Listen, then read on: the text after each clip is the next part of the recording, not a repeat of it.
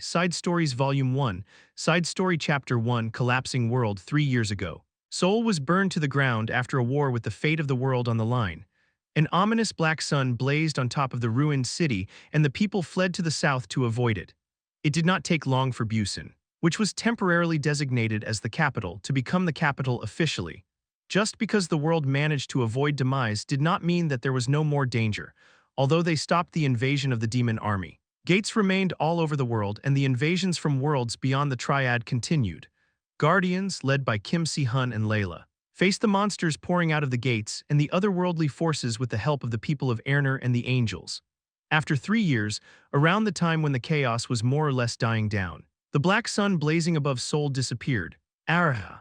Kang-woo wriggled under the blanket as the morning sun shone through the window. He stretched and furled the blanket. Siala is already awake.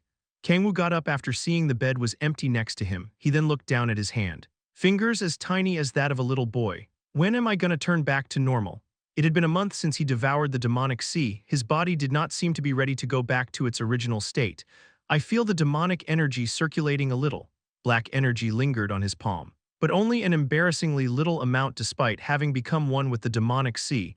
It was likely because the reconstruction of his body was not yet complete. I don't need it to be restored to normal as soon as possible. The rate of otherworldly invasions drastically decreased after Bale disappeared, even if there were to be an otherworldly invasion. The dependable shield known as Kim Si-hun existed, leaving no reason for Kang-woo to get involved. All the conditions for the leisurely and comfy life he had dreamed of had been fulfilled.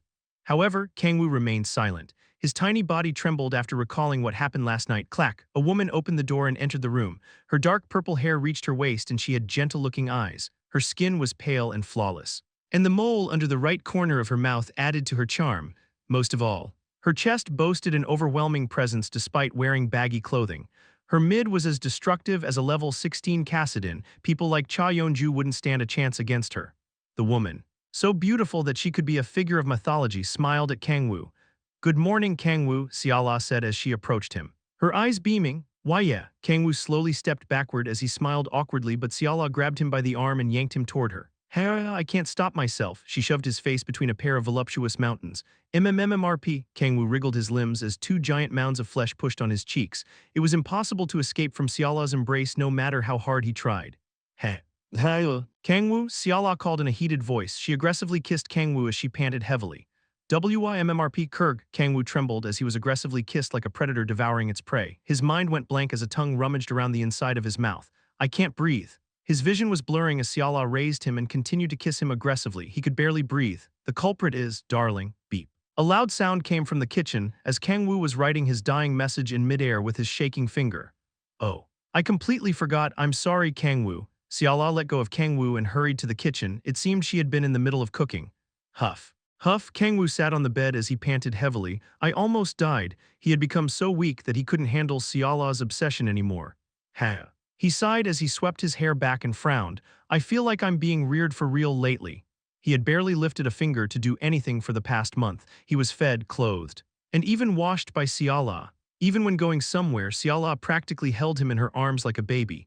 As for when they were in bed, he did not even need to explain. "At least I don't need to go to the bathroom. She would have followed me in there if I did." The process of waste excretion had become unnecessary for him after becoming one with the demonic sea because any material he ingested was fully broken down into energy. Kang-woo. "Food is ready," said Siala with a smile after coming back to the room from the kitchen. She casually lifted Kang-woo and took him to the kitchen. They reached a luxurious kitchen akin to one normally seen in a luxury hotel suite. They moved to an ultra-luxury apartment on the coast of Busan after their previous apartment was destroyed in the war. They had bought the entire building with their overflowing money and remodeled it so that Si-hun and Layla, Balrog, Lilith, Yeonju, and his other comrades had floors for themselves. Even Siala's mother and brother, who had become traumatized after his encounter with Kang-woo but was slowly recovering, were on one of the floors. Kang-woo. Siala and Echidna lived together on the top floor. Kang-woo was moved to the table as he looked at the ocean view from the window. "Here." Kang-woo, Siala placed Kang-woo on her lap and brought a spoonful of rice to his mouth like a mother feeding her baby. "I told you. I can eat by myself." Kang-woo sighed and turned away. "No," Siala shook her head firmly. She gently hugged Kang-woo from behind and continued. "You're severely weakened right now. I have to help you do everything." Kang-woo sighed. "I heard she waited in front of the black sun every day for the 3 years I was stuck in the abyss." considering how much stronger her obsession must have grown during that time. She was likely holding herself back as much as she could despite her extremely obsessive behavior. I guess I should be thankful she didn't fall from grace. Angels fell from grace when their obsession turned into madness. Dyeing their wings black, the fact that she didn't fall from grace proved that she had become far better at controlling Seraph's power than before. It makes sense. Although she got help from the Titan's powers, she still brought someone back from the dead. She had monstrous talent, but she was just usually overshadowed by Si-hun. No, in non-combative terms. Siala surpassed Si-hun in talent. I should wait until her obsession dies down. Her obsession had been building up for the past 3 years. It would be a stretch for it to be fulfilled in just a month. Do you dislike the way that I'm acting? Siala asked carefully. She couldn't be happier that she was taking care of everything for Kang-woo by his side. But she had no choice but to stop if Kang-woo wasn't. No, it's not that. Kang-woo shook his head, honestly speaking. He did not dislike it. He couldn't complain when everything was being done for him. But I wouldn't say that I like it either. Being treated like a baby did not give Kang-woo the feeling that he was spending quality time with his lover, above all else. His sense of shame was through the roof. Still, he would endure it if it could serve as a reward for Siala waiting for him for the past 3 years. I guess we can keep this up for a while longer. Really? Siala's eyes beamed as she brightened. Ha. Ha, Kang-woo, she panted heavily as she hugged Kang-woo tighter. Her eyes bloodshot, she dug her nose into Kang-woo's hair and sniffed extensively as if smelling an expensive glass of wine. Her heated breaths tickled Kang-woo's neck. Darling? Ha, yes. Kang-woo, Siala exhaled heatedly as she slowly snuck her hands under Kang-woo's clothes.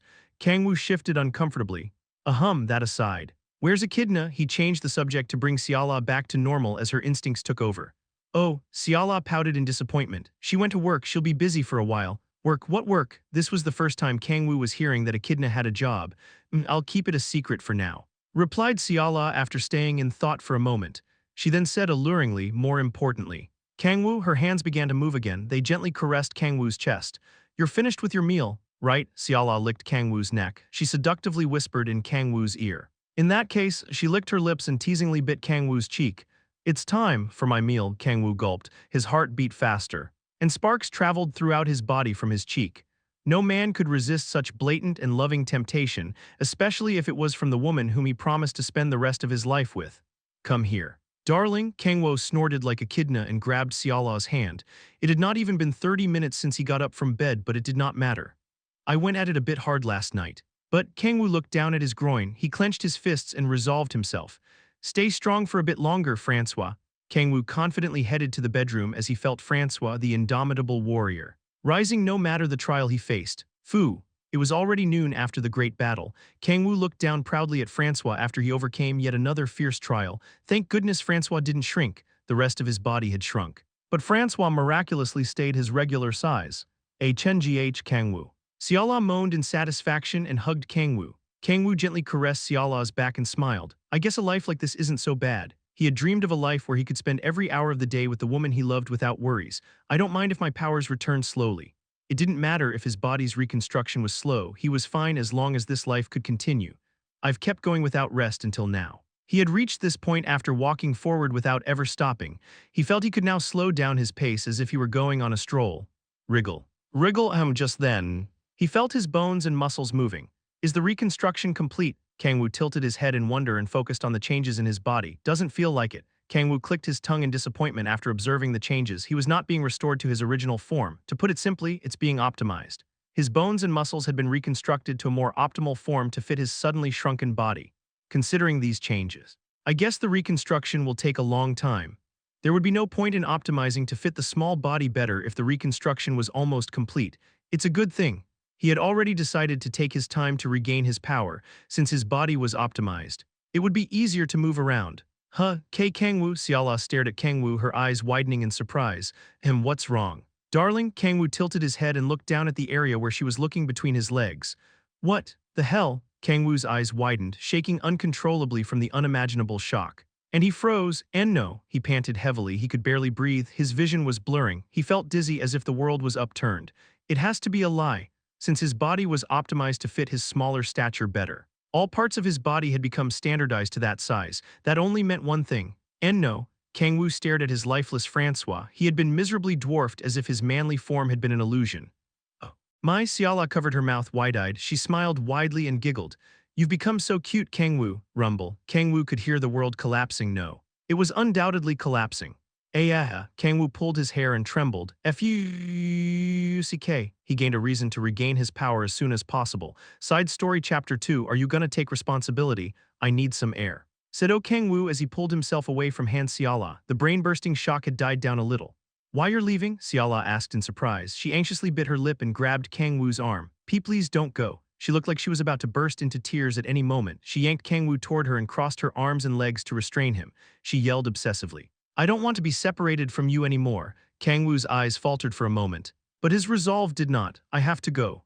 Seala looked down at Kang-woo worryingly as she held him. He patted her on the back and continued. You don't have to be so worried. I'm just gonna be at Balrog's place. Mr. Balrog's place. Her worried expression softened. They lived relatively far away from Balrog back in Seoul. But Balrog currently lived on the basement floor of the apartment. All Kang-woo needed to do was take the elevator down. Yeah, there's something I have to do. Kang-woo replied, and you need to meet other people too. You've been with me for an entire month. I don't need anyone else but you, said Seala as she pouted and turned away. There was nothing more important to her than being with Kang-woo. Nothing was worth more than taking care of him by his side. Seala, said Kang-woo in slight anger. He was happy that Seala loved him so much but did not want to let that destroy her interpersonal relationships. After all, they would live far too long to spend time with only each other. Seala flinched. She shut her eyes tightly and let go of Kang-woo. Then I'll go visit my mother and spend time with Yeonju and Lilith. Okay, Kang-woo smiled and held her hands. The sensation of her soft skin tempted him like narcotics. I can't. He shook his head to free himself from the temptation. Regaining his power and restoring his original form took priority at the moment. All right. I'm off. Kang-woo changed into clothes that fit his size, which Seala had bought for him. And set off. He walked down a long hallway and pressed the elevator button. So you are saying, there was a basement floor specially made for Balrog in the luxury apartment off the coast of Busan, which Kang-woo bought and renovated so that all of his comrades could live there. 3 basement floors were turned into one so the 5-meter-tall Balrog could live comfortably. On that floor was a special training room protected by a shock absorption barrier, specially made for the training junkies Balrog and Kim Si-hun. Balrog, who had been warming up in the training room, was wide-eyed from Kang-woo's sudden visit. You want me to help you train so you can regain your powers? Yeah, Kang-woo nodded. As serious as he could be, Balrog was put in an awkward position as he felt the unwavering resolution in Kang-woo's eyes. My king, it has only been a month since you came out of the abyss after devouring it. It had taken 3 years for Kang-woo to come out of the abyss. Balrog could imagine how grueling those 3 years must have been for Kang-woo. No, it wasn't 3 years. That was the time that had flowed in reality. A powerful being experienced time flowing much slower once they entered the world of their consciousness. Moreover, this was no ordinary powerful being. It was Kang-woo, who had reached a stage one could never fathom. It might have been. Kang-woo could have struggled in the abyss for centuries, millennia, or even longer. It was far too merciless of a fate for his king, who managed to return victorious in that endless war to only be given a month of rest. You have to rest, my king. The otherworldly invasions have not stopped, but they are nothing compared to what happened 3 years ago. There had been no large-scale invasions like the one the Parasite King staged in the past 3 years. Balrog patted his king on the back to reassure him. And even if they do come, I will wipe them all out so, Balrog slightly teared up. You can slow down your pace just a little. His king had been moving forward even before the two of them met. He walked toward a place no one could ever reach or fathom. Without rest, it was only because he had lived such a life that he was here today. Balrog. Kang-woo stared at Balrog with deeply sunken eyes. A boundless black sea was reflected in his black pupils. The king of the demonic sea. The master of the abyss continued, I can't stay like this. Balrog bit his lip. He was pained at the sight of his king, desperate to regain his powers after only a month. Despite returning from an unfathomable battle, I can't. Kang-woo clenched his fists and his shoulders trembled. Stay like this. Damn it, he looked down. He could feel the miserably dwarfed lump of flesh between his legs. My Francois, no, he couldn't live like this. Seala had said it was cute. But he could not accept this miserable situation. I have to get my powers back. If he did not, his body would not return to normal. My king. Balrog said sorrowfully. Kang-woo looked back up and locked eyes with him. Why are you being so hasty? Balrog yelled in anguish. Kang-woo remained silent. His gaze couldn't help but falter. Well. You see, Francois was dead. He had shriveled up like a grape to a raisin. Shit, how should I fucking explain this? Kang-woo couldn't find the words. He was the Demon King. So it was too pathetic for him to say that he was trying to regain his powers because his dick had shriveled up. Is it perhaps because, you don't trust me? Where did that come from? Do you think that I'll die powerlessly like last time? No, as long as my name is Balrog. I will never leave you by yourself again, my king. I will stay by your side forever. Who asked? Sniff, my king. The fuck, why are you crying? I should be the one fucking bawling my eyes out. Not you, my kings, you can stay like that. What? Kang-woo's sense of reason turned off. Boom, he jumped up to grab one of Balrog's horns, grabbed his neck, and glared at him. Did you just say, I can stay like this? It was impossible for the current Kang-woo to even leave a scratch on Balrog. But he could at least express his fury. Who the fuck do you think you are, my king? Kang-woo gritted his teeth and continued. Who are you to decide something like that? What the fuck? You want Francois to stay as a Vienna sausage? What the fuck do you know to be spouting such bullshit? Kang-woo roared in desperation. Tears welled up around his eyes before he realized it. He looked down at Balrog's black shorts, a piece of sportswear that he custom ordered for Balrog. He could feel the powerful aura of Balrog's big Magnum Vulcan cannon through the shorts. Tears flowed down Kang-woo's cheeks. You can't understand how I'm feeling right now. What are you gonna do if Darling says, huh, is that when it's hard, in disappointment and sighs? Huh, what are you gonna do? Are you gonna take responsibility, are you? I will. Huh, what did you say? No. Balrog, I'm sorry, you're not supposed to take responsibility for that. You shouldn't, don't. I will take responsibility and protect Earth in your place so you can rest in comfort. Oh, that's what you meant. Sheesh, say things straight. Will you? I almost killed myself from shock, damn it. You can rest now, my king, Balrog muttered. His eyes watery, Kang-woo stared at the crying Balrog. Hold on a second. His eyes gleamed. If he's already assuming the reason why I'm trying to regain my powers, I can just roll with it. Can I? Kang-woo let go of Balrog's horn and jumped back down on the ground. Balrog, he called in a low tone after taking a few steps. He swept his hair back and continued. You know me, you know better than anyone. Kang-woo's eyes filled with thick darkness. We're locked on Balrog. He proudly stood in front of the 5-meter-tall demon. I never stop. He was far smaller than Balrog but was emitting enough overpowering pressure to force Balrog to take a few steps back. Balrog flinched, although he had lost his powers and become smaller. The man before him was undoubtedly his king. Balrog slammed his forehead into the ground and said, I apologize. My king, I was a fool. He had made a blunder despite knowing better than anyone what kind of person his king was and what his life had been like.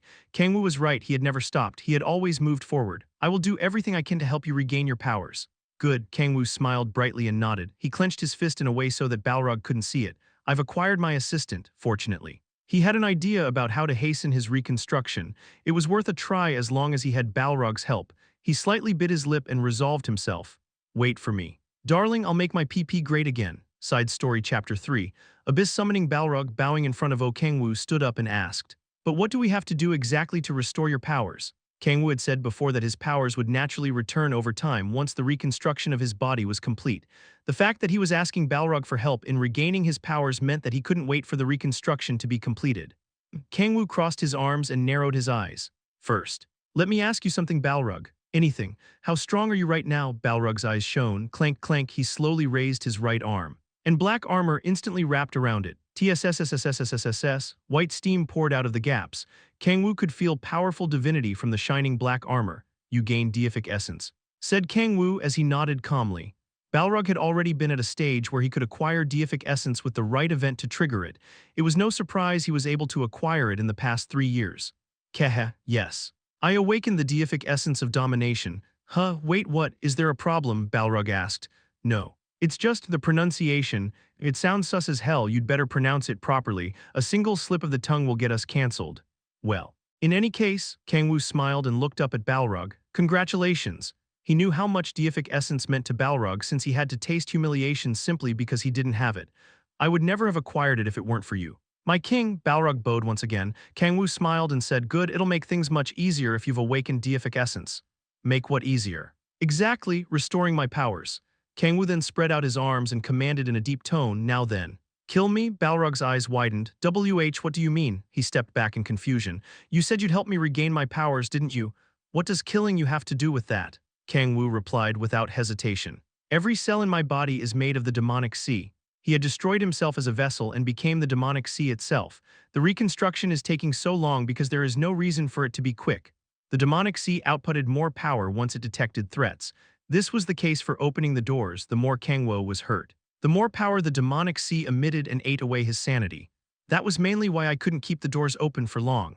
Kang-woo did not die as long as the doors were open, even if every cell in his body were to be obliterated. They would be regenerated instantly through the power of the demonic sea. However, his sanity would be corroded by that growing power as time passed. But I don't have to worry about that anymore. Kang-woo had devoured the abyss and become one with the demonic sea. His consciousness was the same as the demonic sea's consciousness. There was no risk of the demonic sea's consciousness taking over his in most cases. It would be a little dangerous if the abyss were to pour out. Just because Kang-woo devoured the abyss did not mean he could fully control it. The reconstruction of his body needed to be completed for him to have full control over the abyss. No, he might not even have full control after that, since it's a power considered to have reached the realm of the primordial. That was why Kang-woo created the 10,000 demon core to seal the demonic sea, especially the abyss, deep inside him so that it couldn't take control over him. Whatever the case, Kang-woo shooed away the notions in his head and continued. I need to make this thing feel threatened if I want to make it work harder. There was no better way to threaten it than what he suggested. It was simple and effective, but I won't die anyway. Man, you think I'm crazy enough to die for real? Kang-woo had already reached a point where he couldn't die even if he wanted to. Regardless of whether Balrog awakened deific essence or not, he couldn't kill Kang-woo, who had become the demonic sea itself. I'd be crazy to die after all I went through. Kang-woo placed his hand on Balrog's fist. So punch away. Balrog remained silent. He did not hesitate for long. He nodded with a hardened expression. Well. Then Balrog raised his right arm wrapped in black armor high. As my king commands. Bash. Balrog swung his fist with all his weight and struck Kang-woo. Crack. The fist wrapped in black armor shattered every bone in the little boy's body. The power emitted from the 5-meter-tall giant caused a sonic boom. It looked like a little boy was obliterated by a wrecking ball. Kang-woo, the king of the demonic sea, exploded all too easily without his powers to protect him. Rumble, the training room, protected by several layers of protective barriers, shook from the immense impact. Whoosh. A vortex formed where Kang-woo was due to the immense output of power. His body was gone from the knees up. His legs stood on the floor as if they had not realized what happened. But only for a moment. Kurg, Balrog grunted in pain as he grabbed his right fist with his other hand and crouched. He looked down at his right fist and saw black blood flowing out of it. The overlord armor wrapped around his fist was torn apart, and his flesh was bitten off in several areas as if a school of piranhas attacked it. He's this powerful even after he lost his powers. Chills ran down Balrog's back, despite being unable to use the demonic sea to its full potential. Kang-woo tore apart Balrog's deific essence barrier and overlord armor and turned his fist into a rag. Gulp. If Kang-woo were at his full strength, his entire fist would have been devoured by the darkness of the demonic sea. Balrog wrapped his ragged fist with his other hand and stared at Kang-woo, whose legs were the only parts of his body remaining. Wriggle. Even a 3-year-old child could understand a person would be dead from such an injury. But Balrog could tell that Kang-woo was still alive. Black mucus boiled and sprouted from the cross-sectional areas of his knees and then slowly began to take the form of a human. Kang-woo instantly regained his form just like a T-1000 that came from the future to kill John Connor. Oh wait. This is the other guy's line. Kang-woo looked down at himself. Unlike what he had hoped, his body was still that of a child. Damn it, Siala bought me those clothes. He clicked his tongue. He could regenerate his body. But not the clothes blown away from the impact. He wrapped himself with demonic energy. Let's see. Kang-woo checked the changes in his body, as I thought. It stimulated the demonic sea. It was an attack that obliterated 80% of his body, killing him beyond a shadow of a doubt. If that had not stimulated the demonic sea, he would have been stumped on what to do, but his body was the same as before. Kang-woo frowned. Did it fail? That was the first thing that came to mind. But he shook his head. No. Kang-woo closed his eyes and monitored the inside of his body. A sliver of energy was flowing out of the demonic sea. Hell yeah, his plan to stimulate the demonic sea by hurting himself on purpose had succeeded. Kang-woo focused on the sliver of energy flowing out of the demonic sea. This is energy from the abyss. The deepest point of the demonic sea that Kang-woo had kept sealed due to its unfathomable power was spreading throughout his body. Crack. Crack. Kang-woo could feel his body changing as his bones broke. The feeling was completely different from what happened when his body was getting optimized. The demonic energy from the abyss was making him grow. Kang-woo's eyes widened. Oh, it's coming. It's finally coming. Yes, that's it. Grow, rise to your former glory. Francie, my king. Balrog flinched from Kang-woo's desperate screams of madness. Kang-woo paid no mind to the backstepping Balrog and focused on the changes happening to his body. Ridding, hastening the reconstruction as per the influence of the demonic energy from the abyss. Growing the body by 4.3 cm. Developing player O Kang-woo's Francois in proportion to the growth. You mother. Blood vessels bulged from Kang-woo's forehead as he read the blue message window in front of him. He succeeded in stimulating the demonic sea by harming himself. But at least it's not a Vienna sausage anymore. Shut the fuck up, cursed Kang-woo as he aggressively swiped the blue message window away. He had indeed grown but nowhere near enough to return to his original form. Motherfucking system, how dare it laugh at me? Kang-woo gritted his teeth and clenched his fists. You sure have it easy now that Bale is gone. Huh, screw being the guardian deity, I quit, screw the triad. An error has been detected in the system message. The auxiliary control system Eve states it had nothing to do with the previous message. Shut it, don't you dare try to bullshit your way out of this. Riving, you can use a portion of the demonic sea's power in proportion to your growth. You have learned a new skill, abyss summoning. Look at you. Changing the subject. What the hell is abyss summoning? Kang-woo sighed and shook his head. He decided to be satisfied that he managed to grow at least a little. Now that he had grown bigger, he could feel demonic energy. Far more than what he used to feel, circulating according to his will. It's still nowhere near enough. He wouldn't even be able to leave a scratch on Kim Si-hun with this meager amount of demonic energy, considering how much he used to have. It was merely a drop in the ocean, but it's a start. Hunger couldn't be satiated from just one bite of food. One could say that Kang-woo had successfully taken the first step in regaining his powers. The more demonic energy becomes available to me, the faster the reconstruction will get. A snowball could start an avalanche in that sense. The fact that he managed to grow at all was highly encouraging. It's only difficult the first time, it gets easier the more you do it. Kang-woo quelled his anxiety and swept his hair back. There was no need to fret, he experienced the same thing when his powers were sealed after returning to Earth. At the time, his life would have been in danger if he hadn't grown strong as quickly as possible, but now he had dependable shields like Si-hun and Balrog to protect him. Although the outer worlds were full of variables to be wary of, Si-hun and Balrog were strong enough to break through them, and if worse comes to worst, I can just unleash the abyss.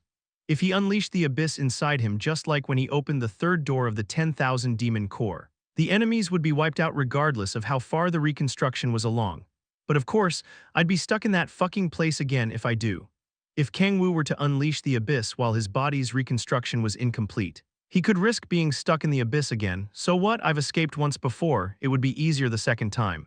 Well, that doesn't mean I want to go back. Kang-woo shook his head as he recalled his horrible experiences in the abyss. His reconstruction would be completed over time even if he didn't do shit like this. The problem is that I have no idea how long it will take. Kang-woo cursed and clicked his tongue. That aside, he turned and looked at the blue message window he had swiped away. He clicked on the new skill Abyss Summoning with his finger and a skill description popped up. The ability to summon the army of the abyss. The number of soldiers summoned will increase in proportion to the amount of demonic energy used. Whoa, it was quite useful especially since he was currently weakened. The army of the abyss was practically immortal. Let's try it out. Kang-woo slowly raised his hand and circulated the demonic energy flowing out of the abyss. He followed the instructions that naturally appeared in his head and summoned a soldier lying dormant within the boundless abyss.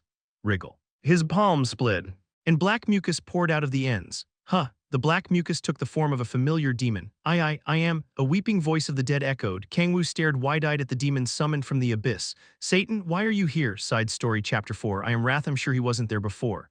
Oh, Kang-woo didn't know why. But Satan had not been among the soldiers during his battle against Bale when he opened the third door and summoned the army of the abyss. He was sure of it because he had actively looked for Satan at the time. There's no way I missed him. The army of the abyss was unfathomably large. But he was the master of the demonic sea. As long as the army of the abyss was born from the demonic sea, he could feel every single one of them despite their countless numbers. When the hell did he get in there? Kang-woo tilted his head in wonder. I am W-Wrath, he's Satan for sure. Kang-woo checked if the demon was actually Satan. But no matter how he looked at the demon, it was Satan. Kang-woo lightly slapped the Satan whom he summoned. Satan was on the shorter end of demons. So even the currently short Kang-woo could reach Satan's cheek if he got on his tiptoes. Well, I guess it doesn't matter that much. He didn't care whether or not Satan was trapped in the demonic sea at the time. I didn't see him when I opened all the doors, but it's true that I devoured him. Rather, it was harder to understand why Satan wasn't summoned when Kang-woo opened all the doors against Bale. Satan, shouted Balrog in surprise after Satan suddenly appeared. He stood in front of Kang-woo to protect him. Oh, it's okay, I summoned him. You summoned Satan. Yeah, Kang-woo nodded and punched Satan in the stomach. Wriggle, Satan's stomach caved in as it turned into black mucus. For fuck's sake, I can't even test it out properly because of my puny demonic energy stores. Kang-woo wanted to test if the soldier of the abyss that he summoned was still immortal, but he couldn't deal enough damage to even test it because of how little demonic energy he had. Balrog. Give him a good smack. You want me to hit Satan? Yeah, as you command.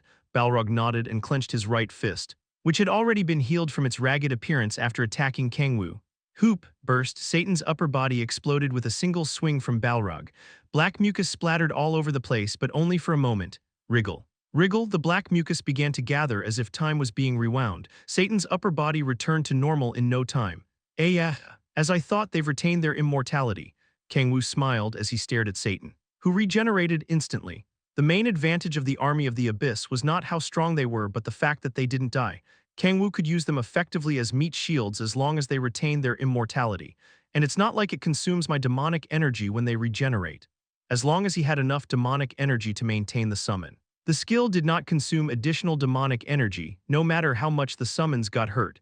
Although strength was not the summon's strong point. It did not matter since they were far stronger than Kang-woo's current self. Nice, Kang-woo smiled in satisfaction. Get hurts. Kang-woo was left wide-eyed after hearing the words from Satan's mouth after he completely regenerated. It hurts. He had no idea that the army of the abyss could feel pain. Come to think of it. It kinda looks like he has some of his consciousness remaining. Kang-woo examined Satan with great interest.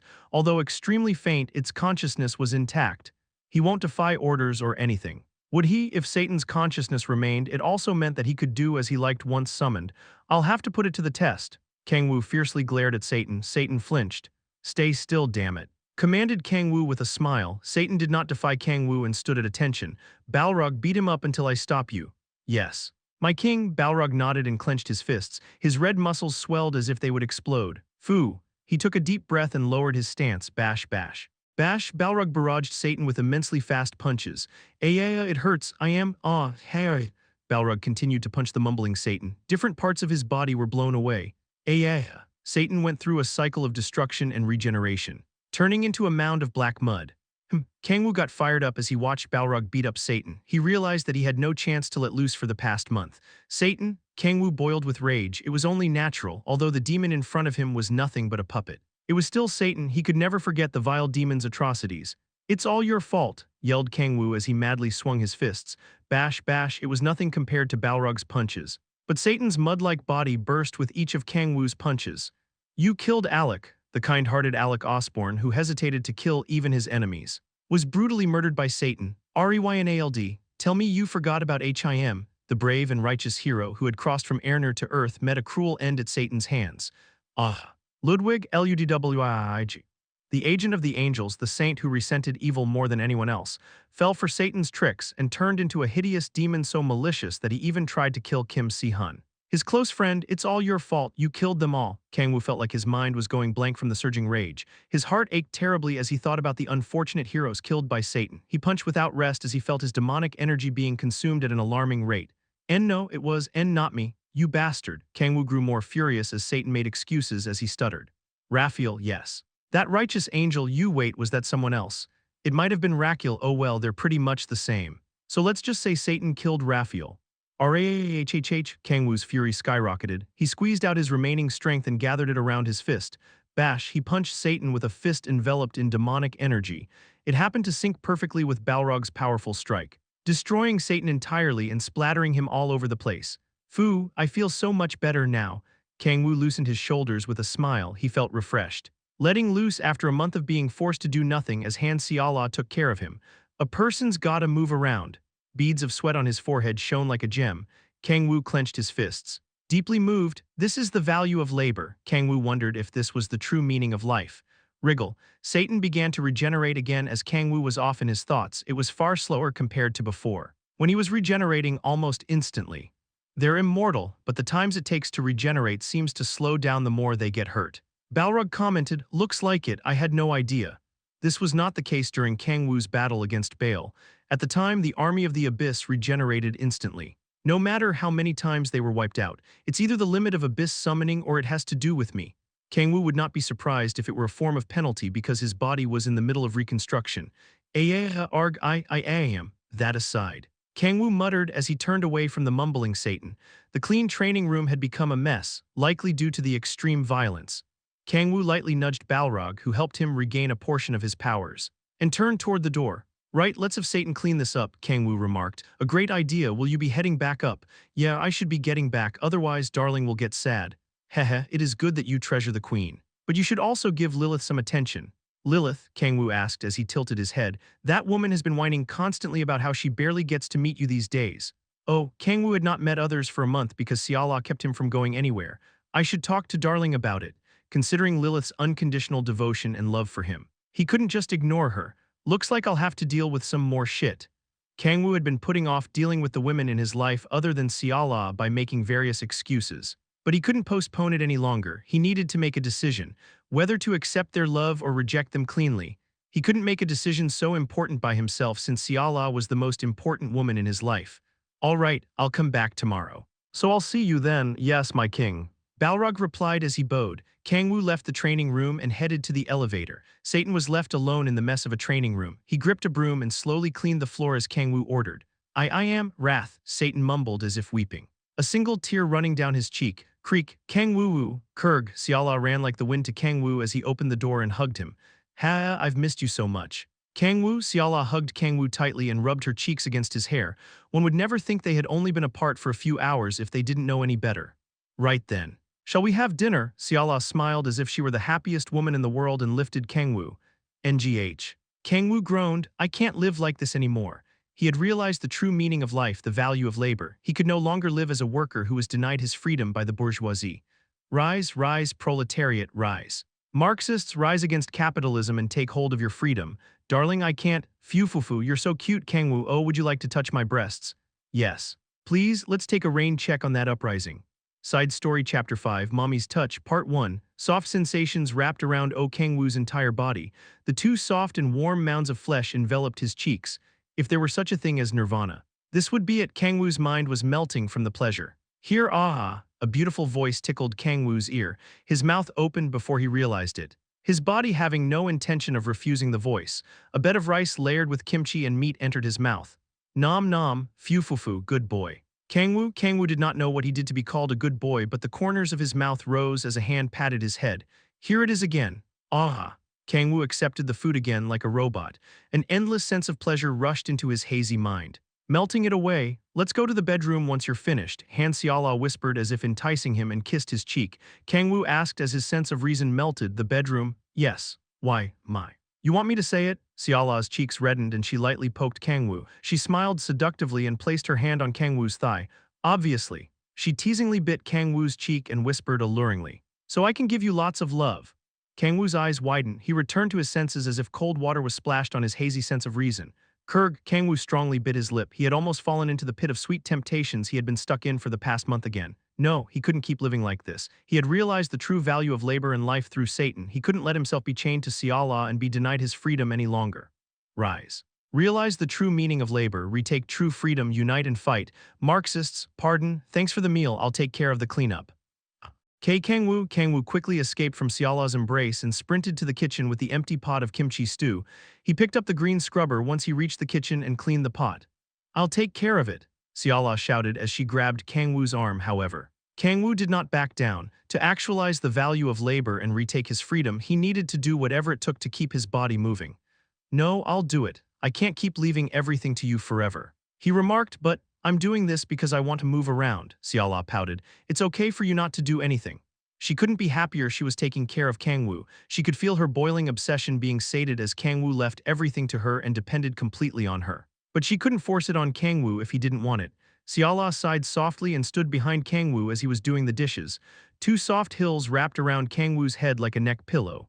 That aside. Did you go visit your mother? Yes, she's doing well, though I did get scolded for barely coming to see her lately. Siala replied as she lightly hugged Kang-woo from behind. You should have gone to see her more often. I can't just leave you by yourself. I'm sure your mother is sad. It can't be helped. You're the most important person in my life. Kang-woo, she said as if putting her foot down. Kang-woo was left conflicted.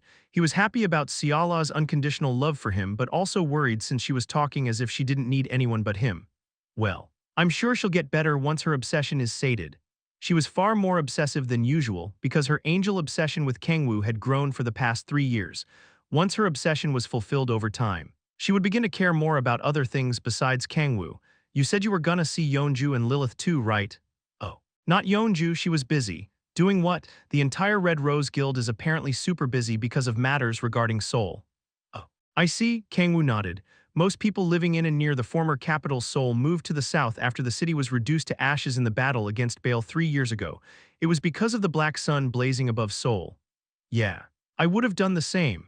No one would want to live under an ominously blazing black sun unless they were insane. Because of that, development in Seoul halted and Busan was designated as the new capital of South Korea. But the situation has changed. The black sun above Seoul vanished because Kang-woo devoured the abyss and escaped it. leaving just the expensive land that used to be the capital of South Korea ripe for the taking. The halted development project was likely resuming, and whoever calls dibs first gets it. Although Cha Yeon-ju gave up most of her rights as a guildmaster, she was still the master of the Red Rose, the #1 guild in the country. She was probably busy fighting to get as much land as possible for the guild. I should visit her later. Nothing was more enjoyable as an unemployed individual than annoying those working their ass off. Kang-woo was already beaming with joy thinking about how to tease Yeonju. What about Lilith? Lilith, Siala slurred in hesitation. She turned away and then continued. She decided to stop by a little later. She did. Yes, we have something to discuss. What is it? I'll tell you later. Siala lowered her head as she embraced Kang-woo a little harder. Kang-woo tilted his head in confusion but decided not to pry any further. More importantly, Kang-woo. Siala changed the subject. Is it just me or did you grow taller? Siala examined Kang-woo thoroughly with narrowed eyes. She placed her hand on Kang-woo's head and scanned him from head to toe. She gasped and shouted. I knew it. You were exactly 148.2 centimeters before, but you grew. Yeah. I did. How does she know my height that even I didn't know to the decimal points? What in the world happened? Kang-woo? Siala asked anxiously. I got help from Balrog and somewhat hastened the reconstruction process. There was still a long way to go until Kang-woo regained his original form. But it was a start. He needed to return to normal as soon as possible and become a man big enough for Darling to be proud of. And no way, Siala shouted in despair. She shook her head fiercely as if trying to deny reality and rubbed her cheeks against Kang-woo's hair. You can't, you have to stay like this. What, why? I don't want it to stay as a Vienna sausage. So I can do whatever I like to why I mean. You sacrificed so much to save the world, didn't you? You need as much time as possible to live in leisure. She accidentally let slip a little of her real reason, but I'll let it slide. A month is more than enough of a break. And it's not like there's no danger whatsoever just because Bale is dead. Kang-woo was right, albeit extremely slow. Otherworldly invasions were still happening and monsters were crawling out of gates. Of course. He could take his time to an extent since Kim Si-hun and Balrog were here, but he would be more at ease living in leisure after he regained his powers. Siala bit her lip. Unable to come up with a valid argument, she could tell that the number of days she could care for Kang-woo was scarce. In that case, she thought she had no time to waste. Follow me. Kang-woo, wait a second. Siala lifted Kang-woo, who was washing the dishes, and headed to the bedroom. There was something she wanted to do no matter what before Kang-woo returned to normal. Creak. She entered the bedroom that they used together, sat on the bed with her knees together, and lightly pounded on her thighs. All right, lie down here, darling, now. Siala demanded. Kang-woo groaned and lay down with his head on her thighs as Siala wanted. The feeling of soft and supple skin wrapped around the back of his head. His mind began to melt again. Hey. Siala exhaled heatedly and gently caressed Kang-woo's head. She then called anxiously, Kang-woo. Kang-woo, who was off in his happy thoughts, turned to her. Siala's lips quivered as she carefully asked. See, could you call me mommy just once? What kind of crazy roleplay are you planning? I was on the phone with Layla a while ago. And she said that it's one of the ways that lovers can enjoy a different kind of pleasure. Siala mumbled, her face so red that it looked like it was about to explode. The desire had sown itself and slowly grown during the past month that she had taken care of Kang-woo. Her motherly instinct mixed with her sexual desire and took over her sense of reason. What the hell is that woman teaching you? Kang-woo laughed in exasperation, although he had been treated like a little boy lately. Calling his lover mommy was going too far. Is that too much to ask? Siala asked in a tone mixed with worry and expectation. Kang-woo remained silent. He wavered as he stared at her face full of expectation. But he couldn't let himself stoop that low. Marxists. Kang-woo resolved himself with unwavering determination and remarked, Siala, I don't want to do then I guess we won't be having kimchi stew anytime Mommy Siala, fuck, fufu. Siala smiled as if she couldn't be happier. Trembling and panting heatedly, she caressed Kang-woo's cheeks. Yes, it's your mommy. Is there anything you need? My baby Kang-woo, Siala lovingly caressed Kang-woo's body. You are W8. Kang-woo flinched in surprise as her hands reached into his clothes. Siala created chains of light and restrained the struggling Kang-woo. Kang-woo, Siala panted heavily as she stared at Kang-woo like a starved beast. Kang-woo's face turned pale. W8 darling. It's not darling but mommy right. Siala's hand movements became more vigorous, her desire having taken complete control over her. Ga. Kang-woo trembled as Siala's hands caressed his entire body. Tickling him this is. He couldn't resist mommy's touch. Mommy's hands vigorously tickled Kang-woo's entire body. And no, at this rate. I'm gonna laugh from the tickling. Click, a black-haired woman entered the room at the worst possible time. Oh my. Lilith covered her mouth with one hand after witnessing the scene in the bedroom. She smiled and asked, should I have come a little later? Deathly silence filled the room. Side Story Chapter 6, Mommy's Touch, Part 2. The room was so silent that the sound of breathing sounded like thunder. Kang-woo said amidst the nightmarish silence. You're wrong. He didn't know what was wrong, but it just was. He needed to resolve this misunderstanding no matter what. About what? Oh, are you referring to how you called Siala mommy as she tickled you like a baby, however? The truth always prevailed. Kang-woo flinched as the cold hard fact slapped away his poor excuse. And no. You've got it wrong. I've got what wrong? What's wrong? Fuck my life. My life itself is wrong. This has to be a dream. There's no way this shit is happening for real. Ho ho ho. Lilith giggled alluringly and continued, it's okay. Master Kang-woo, it's not okay for me. I am willing to accept you no matter what kind of fetish you have. Kurg, and no, that's not what would you like to call me Mommy Lilith? No, shouted Kang-woo as he pulled on his hair, Kang-woo's endless sense of shame. As a man over 10 millennia old subjecting himself to roleplay as maniacal as this crushed him. You two have something to discuss, don't you? I'll be outside. Kang-woo walked out of the room as if running away. His eyes as blank as a dead fish. Click. He closed the door on his way out, leaving Han Siala and Lilith in the awkwardly silent room. Lilith slowly walked toward Siala, sitting on the bed, and sat beside her. Fufu, it was at least nice to see Master Kang-woo again after so long, she remarked. I'm sorry, muttered Siala and lowered her head. She had monopolized Kang-woo for the past month. Ho ho, what is there for you to be sorry about? The woman Master Kang-woo chose was you, not me. Siala did not know how to reply to Lilith, who was talking as if it were completely fine. Lilith, however. Siala knew it was difficult for Lilith to say such a thing so casually. Lilith had loved Kang-woo and Kang-woo only before he even came to be known as the Demon King. As for how long? It was for about 800 years. She had loved only one man for that long of a time, but that man ended up choosing someone else. Not only that, but Lilith taught the woman everything she knew about what the man she loved liked and enjoyed. Her love for the man bordered on madness. Siala bit her lip as her expression darkened. She wondered if she could smile as if nothing was wrong if she were put in Lilith's shoes. She thought about if she would have the heart to watch the man she loved for hundreds of years being stolen by another woman. No, there was no way she could. Siala would be spewing all the curses she knew as she begged the woman not to take Kang-woo away from her. She wouldn't be able to cheer them on with a smile. What's wrong? Lilith asked. Are you sure you're fine with it? Pardon, about what? Well, about me and Kang-woo dating. Lilith lowered her head, her eyes gazing at Siala filled with sorrow. She smiled and raised her head again. If I said I was fine, I would be lying. After all, despite all that time pouring him with my love, he didn't choose me in the end. Lilith placed her hand on her chest with deeply sunken eyes. Siala's eyes shook. She couldn't imagine the emotions Lilith was going through or how immense her despair and sorrow were. At first, I resented Master Kang-woo. I wondered why it wasn't me, and why it was you. I was so bitter and frustrated. Ho ho ho, it's no surprise, considering how long I've loved Master Kang-woo. But Lilith grabbed Siala's hands, locked the fingers together and smiled. Even so, I'm satisfied as long as Master Kang-woo is happy. Lilith recalled her king in hell. She recalled his back as he walked in front of her, exuding only madness after losing everything precious to him. She was willing to do anything as long as it would bring happiness to him, even if it meant she wouldn't be part of it. Liar. Siala replied as she sharply glared at Lilith. Tears were gathered around Lilith's eyes despite saying she was satisfied. Siala carefully extended her hand and wiped Lilith's tears. Lilith flinched. You don't have to lie after coming all the way here. Lilith, besides, I asked to talk with you privately because I wanted to settle things once and for all. Siala, Lilith's voice shook as her shaking eyes staring at Siala were filled with anxiety. Heya.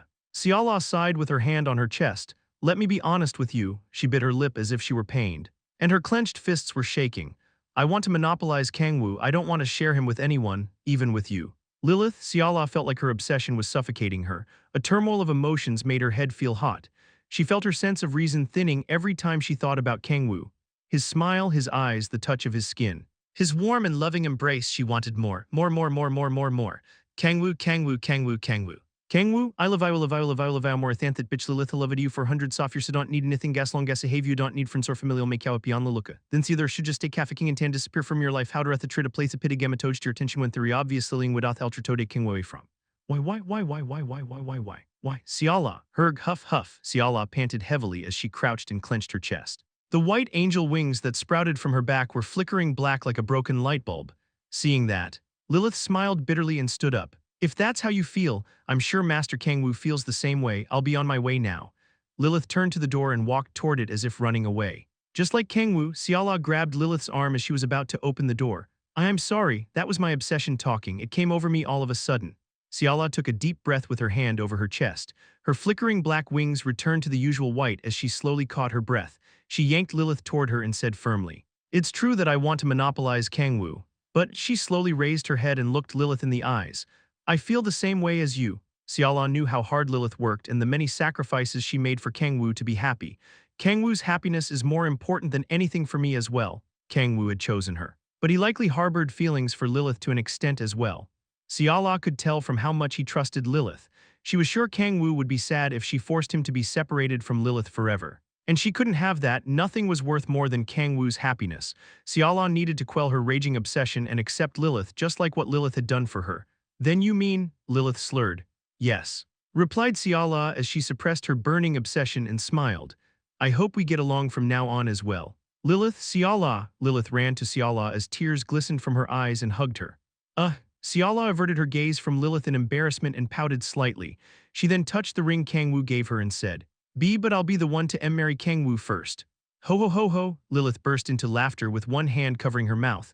She exhaled in excitement and stared at Xiala, who was turned away from her. Heya, I think I know why Master Kang-woo loves you so much. How could he not when you're so cute? She smiled widely and kissed Xiala on the lips.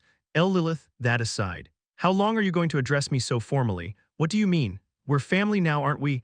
Yes, Xiala nodded perplexedly. Lilith smiled and continued, then we should speak casually with each other. Wouldn't you agree? Oh, Xiala nodded as if she understood. Gee, got it, I'll do that. Lilith, unnai.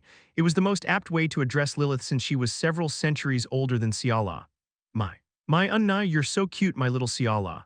Lilith, seemingly taken a liking to being addressed as unnai, trembled in joy and kissed Xiala repeatedly on the cheek. Stop that unnai. Fufufu, we're family now. So we should deepen our sisterly bond. Sisters don't do this with each other. Now relax, my. Look at these breasts. How do you manage to get breasts as large as these with such a slender waist? Lilith smiled seductively and pushed Xiala down on the bed. Her hair squirmed like living beings, and its ends turned into green tentacles. Yuan-nai. Those are? Xiala's face turned pale. Squelch. Kya. Xiala's screams filled the room. Fuck. Kang-woo pulled on his hair as he sighed while Xiala and Lilith were in the middle of their conversation. Why did she have to come in at that exact moment? He cringed every time he recalled Lilith's face and her giggles as she stared at him. Kang-woo closed his eyes tightly. He then turned to grab his smartphone from his pocket. Come to think of it, I should meet up with Si-hun too. Kang-woo needed the help of both Balrog and Si-hu to regain his powers. No one but those two could even manage to damage him to the point that it could stimulate the demonic sea. He pressed Si-hun's number on his smartphone. Please don't leave, don't know why, what a catchy song. But why do I feel so uncomfortable hearing it? Hyung Nim. Si-hun, it's been a while. Are you feeling okay now? Kang-woo could hear the anxiety in Si-hun's voice, as if he were contacted by a patient who had been on the boundary between life and death. Kang-woo tilted his head in wonder and answered, yeah, I'm fine. Rather, he had always been fine. He couldn't circulate his demonic energy. But that was because his body was in the middle of reconstruction. He was perfectly fine physically. Heya, what a relief. I've been so worried since I heard about you from Xiala. What did Xiala say exactly? She said that your condition suddenly took for the worse and that she would need to focus on your treatment using xperrif's power 24/7. Because of that, she said I couldn't visit you. Oh, I see. No wonder he didn't even call once. Are you free tomorrow, Si-hun? Oh, of course, I'll always make time for you. Hee, all right, it's been a while. So seeing your face along with Balrog would be nice. I have a favor to ask. A favor? Yeah, I'll tell you in person tomorrow. Si-hun would freak out if Kang-woo told him about his plan to stimulate the demonic sea over the phone. Oh, I understand. I'll see you tomorrow. Kang-woo Hyung. Yeah, see you tomorrow. Kang-woo smiled and hung up. I might as well give a call to Yeonju as WKYAHHH. Xiala's scream echoed from the bedroom as he was mumbling. Darling, boom. Kang-woo threw aside his smartphone and swung open the bedroom door. Witnessing what was happening inside, oh, good of you to join us. Master Kang-woo, Kang-woo, please help. Two half-naked women were entangled with each other. The sight was far too impactful that Kang-woo could not even see the green tentacles. The source of his trauma. Kang-woo stared in silence as he placed his hand on his chin and nodded. What in the fucking hallelujah is going on here? Is it my birthday? Ho ho ho. I was in the middle of deepening my bond with our Xiala. Our Xiala? Yes, after all. We're family now, Lilith shouted as she panted ecstatically. Kang-woo could more or less guess what was going on from her behavior. I see, if it's to deepen your bond, it can't be helped. I'll be watching from right here, right then. On to the next scene, oh my. Are you planning on just watching? Kang-woo asked. Lilith licked her lips seductively and stuck to Xiala face to face. Squelch. She then sprouted her tentacles to wrap them around Kang-woo and pulled him in between her and Xiala. Kurg. W8 Fufu, deepening bonds is best done with 3 people. Is this how people felt when Columbus made an egg stand on its tip? Kang-woo's eyes widened from Lilith's shocking proposal. Come to think of it, Does this mean I would be your mommy too? Lilith brought the shocked Kang-woo closer to her and whispered in his ear, My little Kang-woo, Fufu, I'm a little nervous because it's my first time addressing you this way. Move over a bit. Anai, I want to hold Kang-woo too. Huh, Hua, what is happening? Are we having a double patty burger? Kang-woo, Master Kang-woo, the two women tangled around Kang-woo. He let himself be sucked into their embrace without resistance. This song is Please Don't by K-Will. It is about heartbreak. The music video portrays a man who longs for his female friend's boyfriend, who then becomes her husband at the end of the video and is heartbroken after never or not being able to come out about it. Side Story Chapter 7, O Kang-woo. Cupid of Loves Part 1. And with that, Lilith ended up living together with them. Is this for real? Oh, Kang-woo woke up in the middle of the day after being squeezed like a rag until dawn and looked around dumbfoundedly. He saw two sleeping women hugging each of his arms, although they no longer required sleep. They were so mentally exhausted that they did not wake up even after Kang-woo pulled his arms out of their embrace. I don't blame them. Kang-woo's face turned pale after remembering what happened last night. If they were not exhausted after what they did, his Francois would not survive the days to come. Kang-woo gently caressed Han Xiala and Lilith's hair and smiled. That aside, I'm glad it all worked out. The complex relationship was resolved so easily that Kang-woo felt stupid for spending all that time thinking about it. All he needed to do now was to be careful so that Xiala's obsession would not go out of control, and Lilith should be able to take care of that. Lilith was better than anyone at coaxing others, considering they were already treating each other like sisters. Kang-woo felt it would all work out. Kang-woo groaned as he stretched and got out of bed. He wanted to lay in bed until the two women woke up. But he would be late for his meeting with Si-hun if he didn't start getting ready. Hee. I haven't seen his face in a while. Kang-woo couldn't help but smile at the thought of seeing his little brother after a life of rearing. HNGH, Kang-woo, are you going somewhere? Xiala opened her eyes as she rustled in the bed. Yeah, I'm gonna meet Si-hun. Can't you go a little later? It's already 2 p.m. I need to get going. Hey. Xiala sighed in disappointment. She placed her hands on Kang-woo's cheeks and carefully pulled him toward her. Have a safe trip. And she lightly kissed him on the lips and smiled. She whispered lovingly in his ear. Don't be too late. Kang-woo nodded and kissed Xiala again. My, are you leaving me out, my king? Lilith woke up before Kang-woo realized it and hugged him with an alluring smile, her voluptuous breasts, although nowhere near as large as Xiala's, pushed on his arm. I was just about to, Kang-woo remarked. Oh, please do it on my tentacles as well. I begged you not to bring those out. You're so mean, said Lilith in dejection as she excessively dropped her shoulders. I'll be back by evening, Kang-woo said as he turned around to firmly ignore her. Come to think of it, what's Echidna doing to be out of the house for so long? He slightly opened the door to Echidna's room as he headed to the front door, but she was nowhere in sight. All that was in the large room were various figures and anime posters. I haven't seen her for about 3 days. Kang-woo saw Echidna often when he was being reared by Xiala, and she even sometimes fed Kang-woo in Xiala's place. However, he had not seen her for the past 3 days. I should ask Darling again what kind of job she has. He was planning on hearing it from Echidna herself, but it couldn't be helped since she was nowhere in sight. He closed the door to Echidna's room and walked toward the front door. Creak. The summer sun beamed down on him as soon as he opened the door. Fuck, it's so inconvenient not being able to fly. Kang-woo cursed as he walked to the coffee shop near Hyundai Station where he promised to meet Si-hun. Si-hun also lived in the same apartment as Kang-woo, so they would be able to meet with a single elevator ride. But they decided to meet outside because Si-hun was working at the Korean branch of Guardians near Hyundai today. At first, Kang-woo thought it would be a nice change of pace to go for a walk outside. But the summer streets of Hyundai were packed with people. Fucking hell, why is it so crowded? Kang-woo would have usually flown to his destination using the authority of the sky. But most of his authorities were locked once his reconstruction began. He had been taking his flight ability for granted. I need to regain my powers as soon as possible. Kang-woo walked as he mumbled various complaints. He arrived at the coffee shop Si-hun told him about but noticed the sign written closed. Kang-woo tilted his head in confusion but understood as soon as he saw Si-hun waving at him from inside. The son of a bitch rented the entire coffee shop. He chuckled and opened the coffee shop door. Ring, a bell chime similar to the system notification rang out. Hyung Nim, it's been a while. Man, Kang-woo waved at Si-hun approaching him with a bright smile. Holy crap. He's handsome. Kang-woo's face looked like a mangled squid in comparison. He's so fucking handsome. Si-hun scanned Kang-woo wide-eyed. Have you gotten taller? I'm sure you were 148.2 centimeters last month. The fuck, do I have my exact height written on my forehead? Why does everyone know my height by the decimal point? I'm in my growth period. Kang-woo said, ha, what a relief. Have you regained some of your powers? Yeah. But a hair's breadth. Kang-woo had a long way to go before his full power was restored. I wonder if it'll be restored once I reach my original height. Kang-woo was originally about 178 centimeters, considering he grew taller after receiving help from Balrog. It was highly likely. Then let's see, I was 148.2 centimeters in the beginning, and I grew 4.3 centimeters. He had about 25.5 centimeters to go. I have a long way to go. He needed more time until his Francois returned to his former glory. I've gathered some things for the past month for you.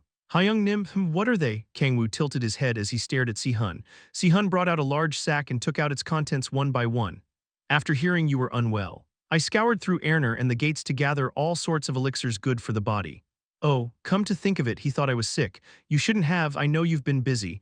I couldn't just do nothing after knowing you were unwell. Si-hun said firmly. Kang-woo couldn't help but chuckle. I sure have a wonderful little brother. Kang-woo wasn't unwell, but he felt good after seeing how much Si-hun cared for him. Boom. Si-hun took out a lump of flesh far bigger than the sack, which was probably enchanted with space expansion magic, and placed it on the ground.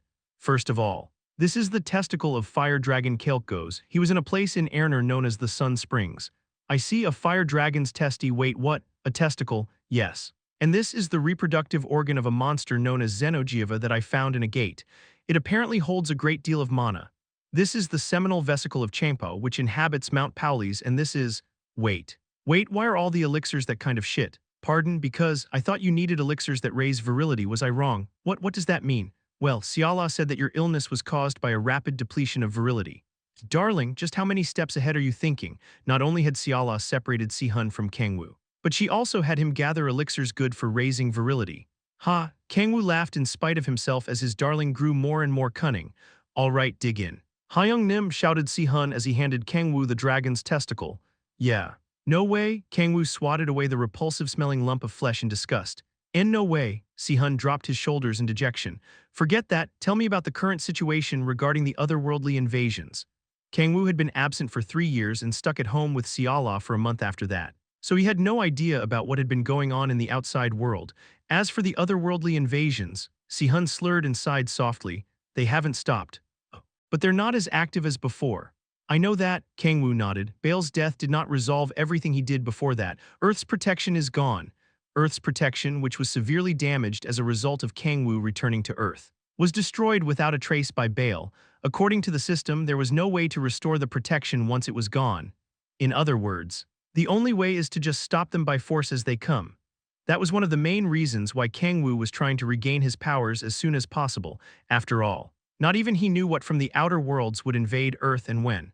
Most of the otherworldly beings have been mindless monsters, but some of them possessed intelligence. Si-hun continued, like the Parasite King. Yes, we've formed a certain hypothesis using the information we gathered from them. What is it? That the outer worlds are, if we were to make a comparison to novels or comics, in a completely different universe. A different universe? It was an interesting choice of words. Yes, the environment of some of the worlds is similar to that of Earth, and the laws of physics are completely different in others.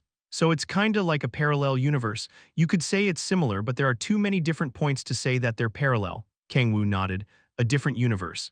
He more or less had an idea of what it meant. On Earth, there currently existed beings known as players that grew through levels. But such concepts did not exist in Erner. The outer worlds likely possessed concepts and laws unique to them as well. Fucking hell, in short. They would have no choice but to accept whatever absurd and bizarre phenomenon that were to occur from now on. What is this nexus? It was not as bad now. But Earth would become a shitstorm if the invasions became more active. Can't we just remake Earth's protection? Ridding. As explained before, the protection of each world is a mechanism belonging to the Law of Titans. Once destroyed, it cannot be restored. Fuck. In the first place, the Law of Titans has also been damaged by Bale. There is no other way but player Kang-woo to stop the invasions himself. Okay, you don't have to repeat yourself. Shit. Kang-woo sighed as if he were having a headache. In short, the mechanism that automatically blocked the otherworldly invasions was gone. So they had no choice but to block them one by one manually. You don't have to worry, Hyung Nim. Just like you have protected this world until now, I will stop the otherworldly invasions in your place from now on.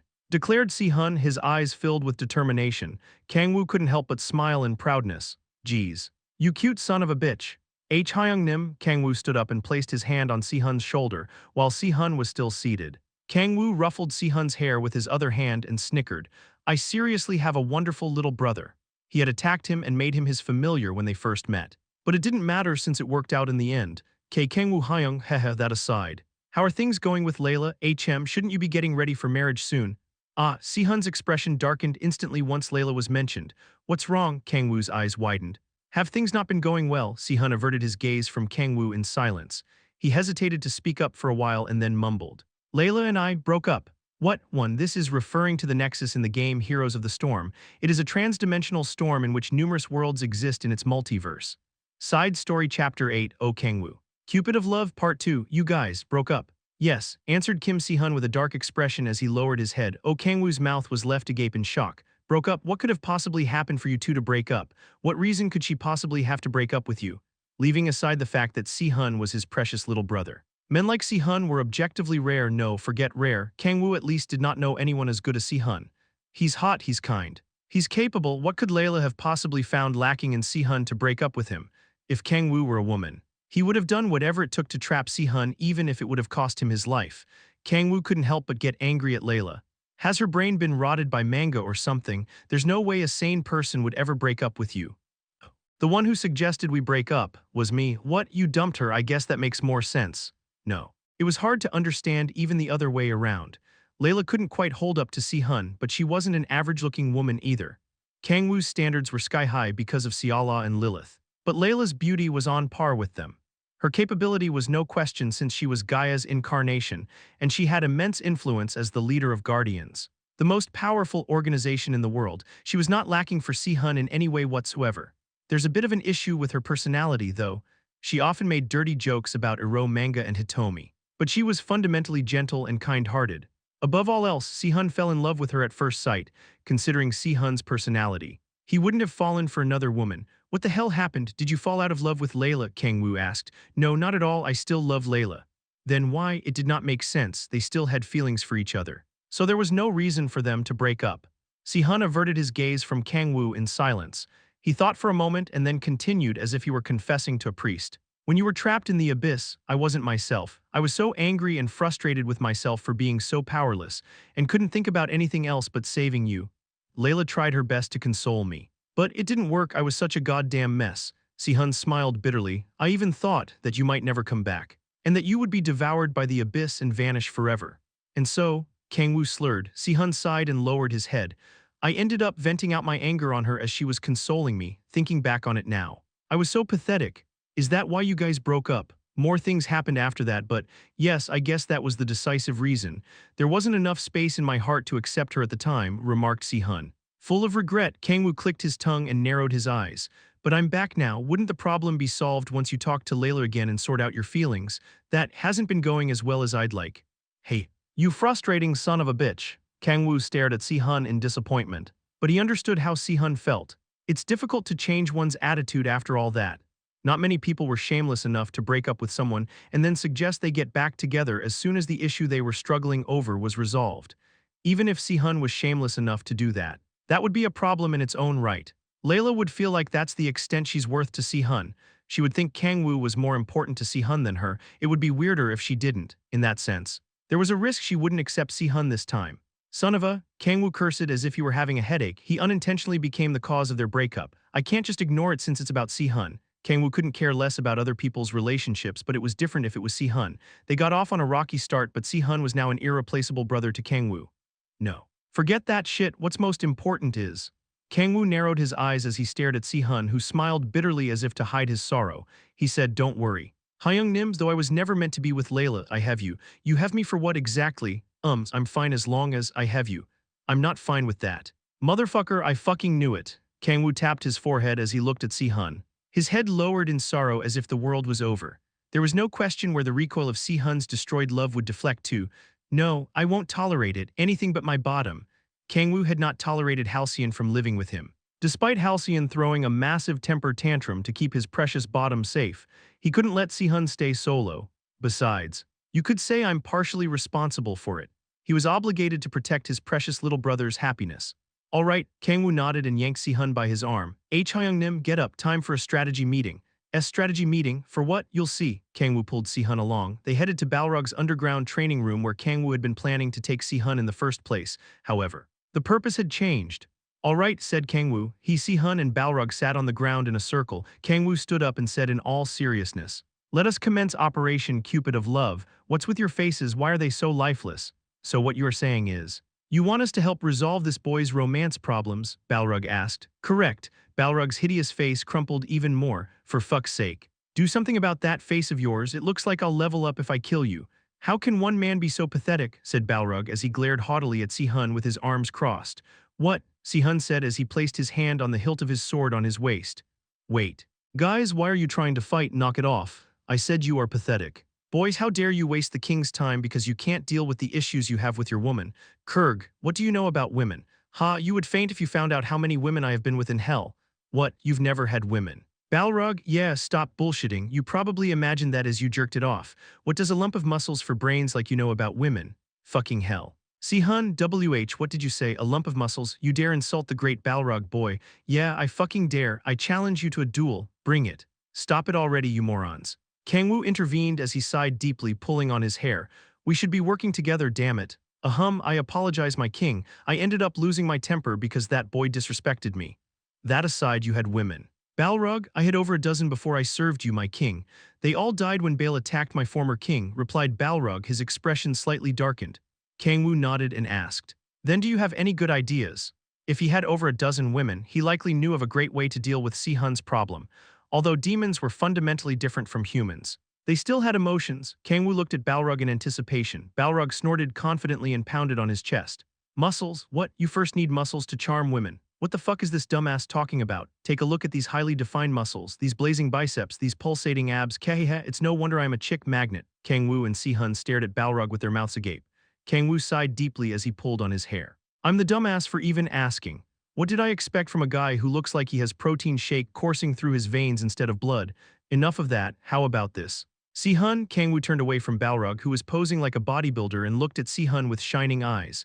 A love letter, pardon? Si-hun asked as his expression crumpled. Kang-woo continued passionately. Write her a love letter with all your feelings poured into it, Hyung-nim. A love letter in this day and age is a bit. Si-hun slurred as if telling Kang-woo to stop with the bullshit. Is he seriously suggesting a love letter? Si-hun thought. The idea of love letters had died down through the years. Such an idea could only come from a loser who had not come across a single woman for about 10 millennia. Oh, Si-hun expressed shame as he looked at Kang-woo. What's wrong with a love letter? Kang-woo asked in slight anger. Hyung-nim and nothing. Then do you have any bright ideas? Do you? Kang-woo raised his voice for no reason, likely realizing that a love letter was a stupid idea as well.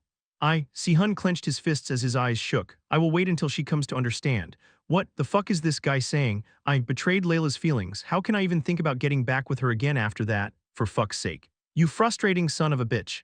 There should be a limit to how nice someone could be. Kang-woo was beginning to get enraged by Si-hun's highly frustrating behavior. No chance you're gonna wait. It's gonna be over between you and Layla forever if you lose this chance.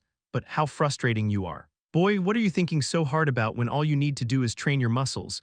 You shut up, damn it, Kang-woo remarked. I have already lost her trust. That's why I'm saying you should write her a love letter. No. Hyung-nim, I'm not going to write a love letter.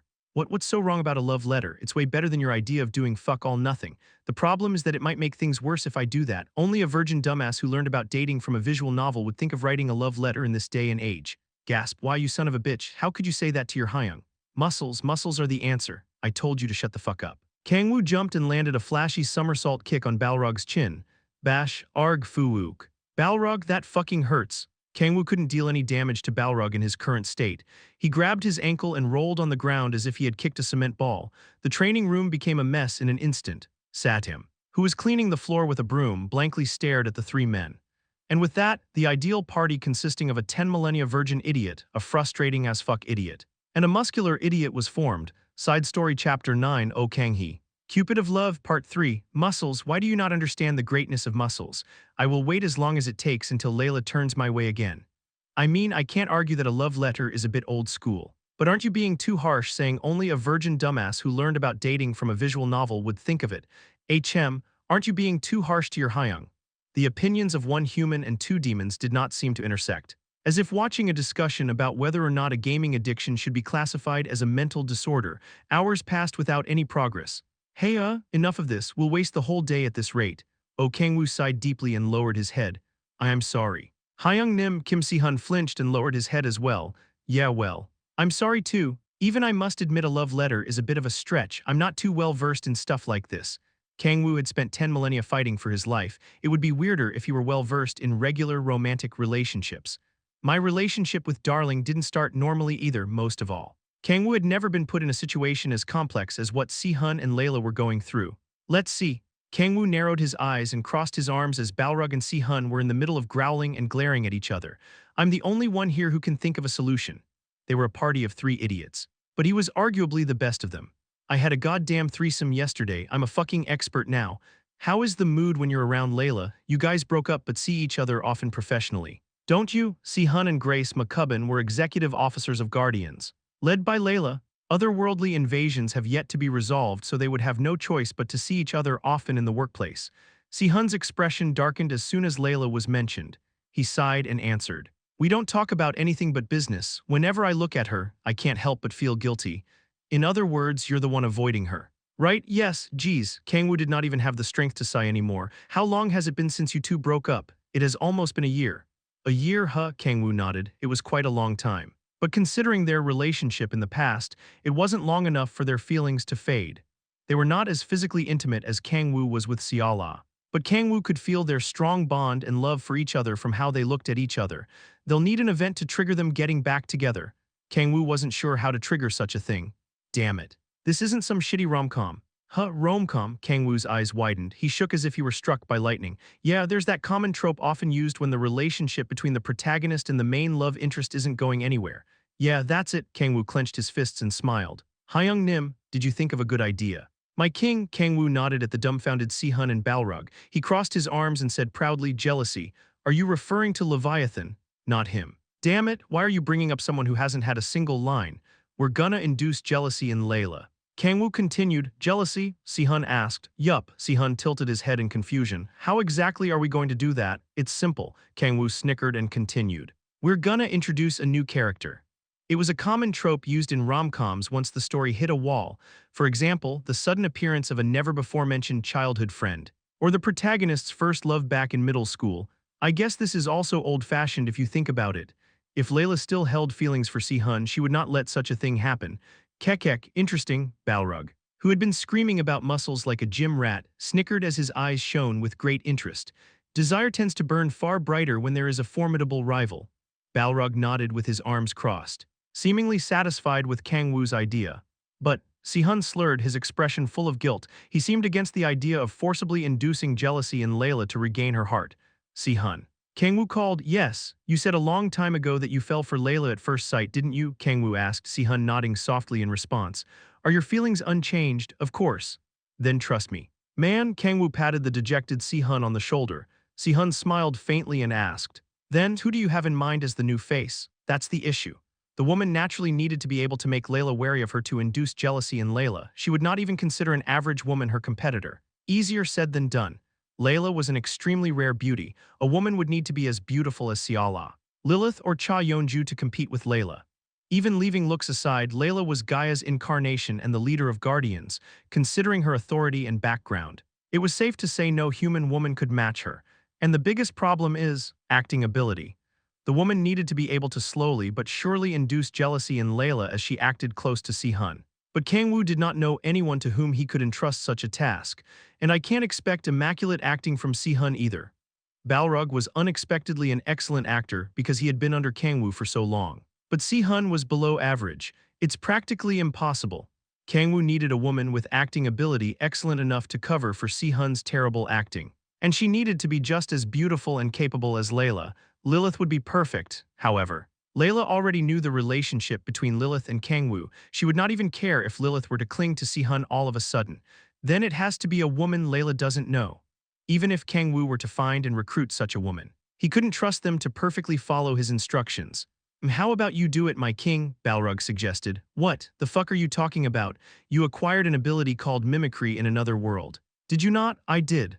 It was an ability he acquired in the satellite world Shade. Not only could he freely change his appearance to anyone he liked, but he could also change into an appearance that he imagined.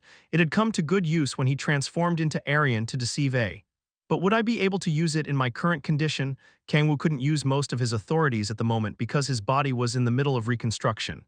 Come to think of it, mimicry isn't an authority, hence, it wouldn't be a problem. Wait a second. Kang-woo turned to Balrog wide-eyed after realizing something. You fucking want me to turn into a woman and flirt with Si-hun? The Hall of Protection was the headquarters of Guardians, an organization that held the majority of the world's authority and could only be entered using a token provided by the organization. The protectors of Guardians could deal with gate breaks and otherworldly invasions with haste through the Hall of Protection, which was connected to gates all over the world. However, not many protectors knew where the Hall of Protection was located. It was only natural since the Hall of Protection did not exist on Earth. It was inside a pocket of space separate from Earth, a sanctuary made using Gaia's power. Sunlight as warm as the blessing of a god shone down on the white sanctuary located between the divine world and Earth. Knock, knock. Come in, said Layla, who had been taking care of paperwork related to Soul in her office, as she raised her head. Creak. A young man whose looks were so radiant that it dwarfed the light shining through the window carefully opened the office door and entered. Si-hun. Layla flinched after seeing the man. She stared at him in sorrow and averted her gaze from him. Her heart hurt as if it were being stabbed with a needle. What brings you here? I believe you have a while until your regular report, she said formally as she stared at Si-hun coldly. Si-hun bit his lip as he felt her gaze. He lightly clenched his fist and said, I found a gate displaying abnormal phenomena in Dejian. It's the first I've heard of it. I happened to find it by coincidence. Makes sense. Layla narrowed her eyes and continued, after all, you've been scouring the world for the precious older brother you love so much. Si-hun flinched but did not retort. He had indeed scoured Earth and Airner for the past month to look for elixirs that improved virility. I'm sorry. Si-hun remarked. No, I'm sorry for provoking you, Layla said as she bit her lip. It has nothing to do with me anymore. That aside, what sort of phenomena did you see? Layla asked formally as she averted her gaze from Si-hun. Do you remember Kim Tae-hyun? Oh yes, of course, the gentleman who acquired a relic inside a gate, correct? Yes. That's right, what about him? I found someone who acquired a special power inside a gate just like he did. So I brought them here to introduce to you. A special power? Layla stared at Si-hun wide-eyed as if demanding him to explain further. You should hear the details from them, Si-hun said as he turned to the door. You can come in, Creak. A woman carefully opened the office door and entered. Ah, Layla muttered wide-eyed as she laid eyes on the woman. Her black hair reached slightly past her shoulders. She had golden gem-like eyes and flawless pale skin. Her nose and jawline were well-defined, and her eyes were slightly upturned. Gulp, most of all. The woman exuded an aura so elegant that Layla couldn't help but swallow her saliva. Layla could barely open her mouth from the pressure that felt as if she were before someone of noble blood. A woman of mysterious beauty elegantly entered the room. I've heard a lot about you from Mr. Kim. You were Miss Layla, correct? Yes, Layla withered as the woman's soft voice echoed inside her head. One would not think she was Gaia's incarnation and the leader of a mammoth organization from seeing her current state. The woman courteously bowed. It's an honor to meet the hero who leads Guardians. The woman smiled radiantly and stretched out her hand. My name is Kang-hee. Kang-hee. The Cupid of love who would reconnect the severed connection between Layla and Si-hun appeared. 1. Leviathan is the prince of envy. The Korean word for the deadly sin envy is closer to jealousy. Hence the slight difference in the terms used. Side Story Chapter 10 Kang-hee Cupid of Love Part 4. Ah. Yes, it's nice to meet you. Layla stared wide-eyed at the mysterious beauty who named herself Kang-hee. She was Korean. Layla expected Kang-hee to be royalty like Iris due to her natural elegance and high aura. Is she from a conglomerate family? Layla knew that although there was no nobility in Korea, there existed an invisible hierarchy based on one's wealth. Layla, Kim Si-hun called. Oh, I'm sorry. Layla, who had been intently observing Kang-hee, came to her senses. She bowed modestly and grabbed the hand Kang-hee stretched out. Her hands were soft. She's not a warrior. The hands of warriors were covered in calluses regardless of whether they were men or women. Are you a mage or healer? Kang-hee, Layla asked. Oh, she isn't a player, Si-hun interjected. Layla stared at Kang-hee in surprise. She asked, you were in a gate despite not being a player. Si-hun had said that Kang-hee had acquired special powers in a gate like Kim Tae-hyun had. Non-players were prohibited from entering gates. I didn't enter of my own accord. Kang-hee replied. Then, she was caught in a gate expansion, Si-hun clarified. Layla looked at Kang-hee in surprise again.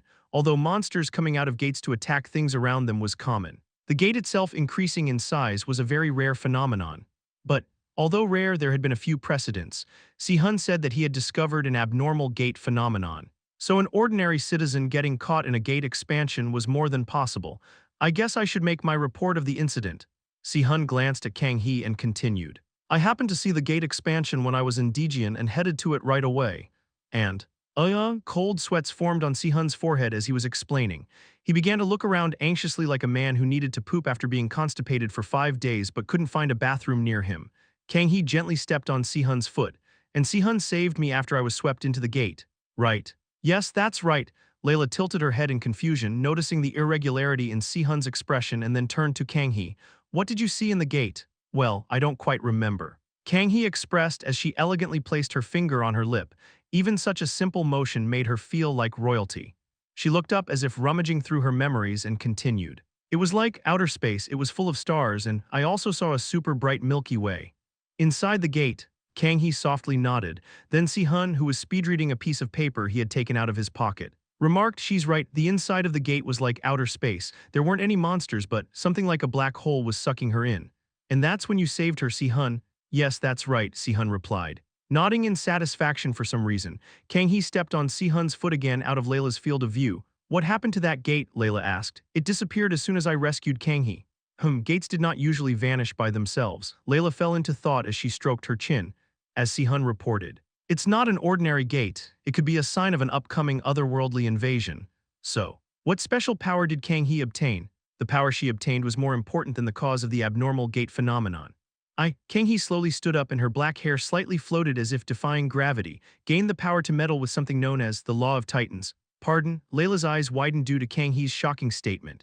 The Law of Titans was the universal law that players called the system, which could not be defied even by the gods. She can meddle with such a thing? What do you? Layla slurred. Just a moment, please.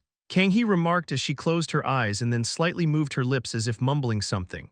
Are you gonna help me or not? If you don't, I'm gonna fucking quit this guardian deity gig. Got it? Do you want to see how the end of Evangelion ends?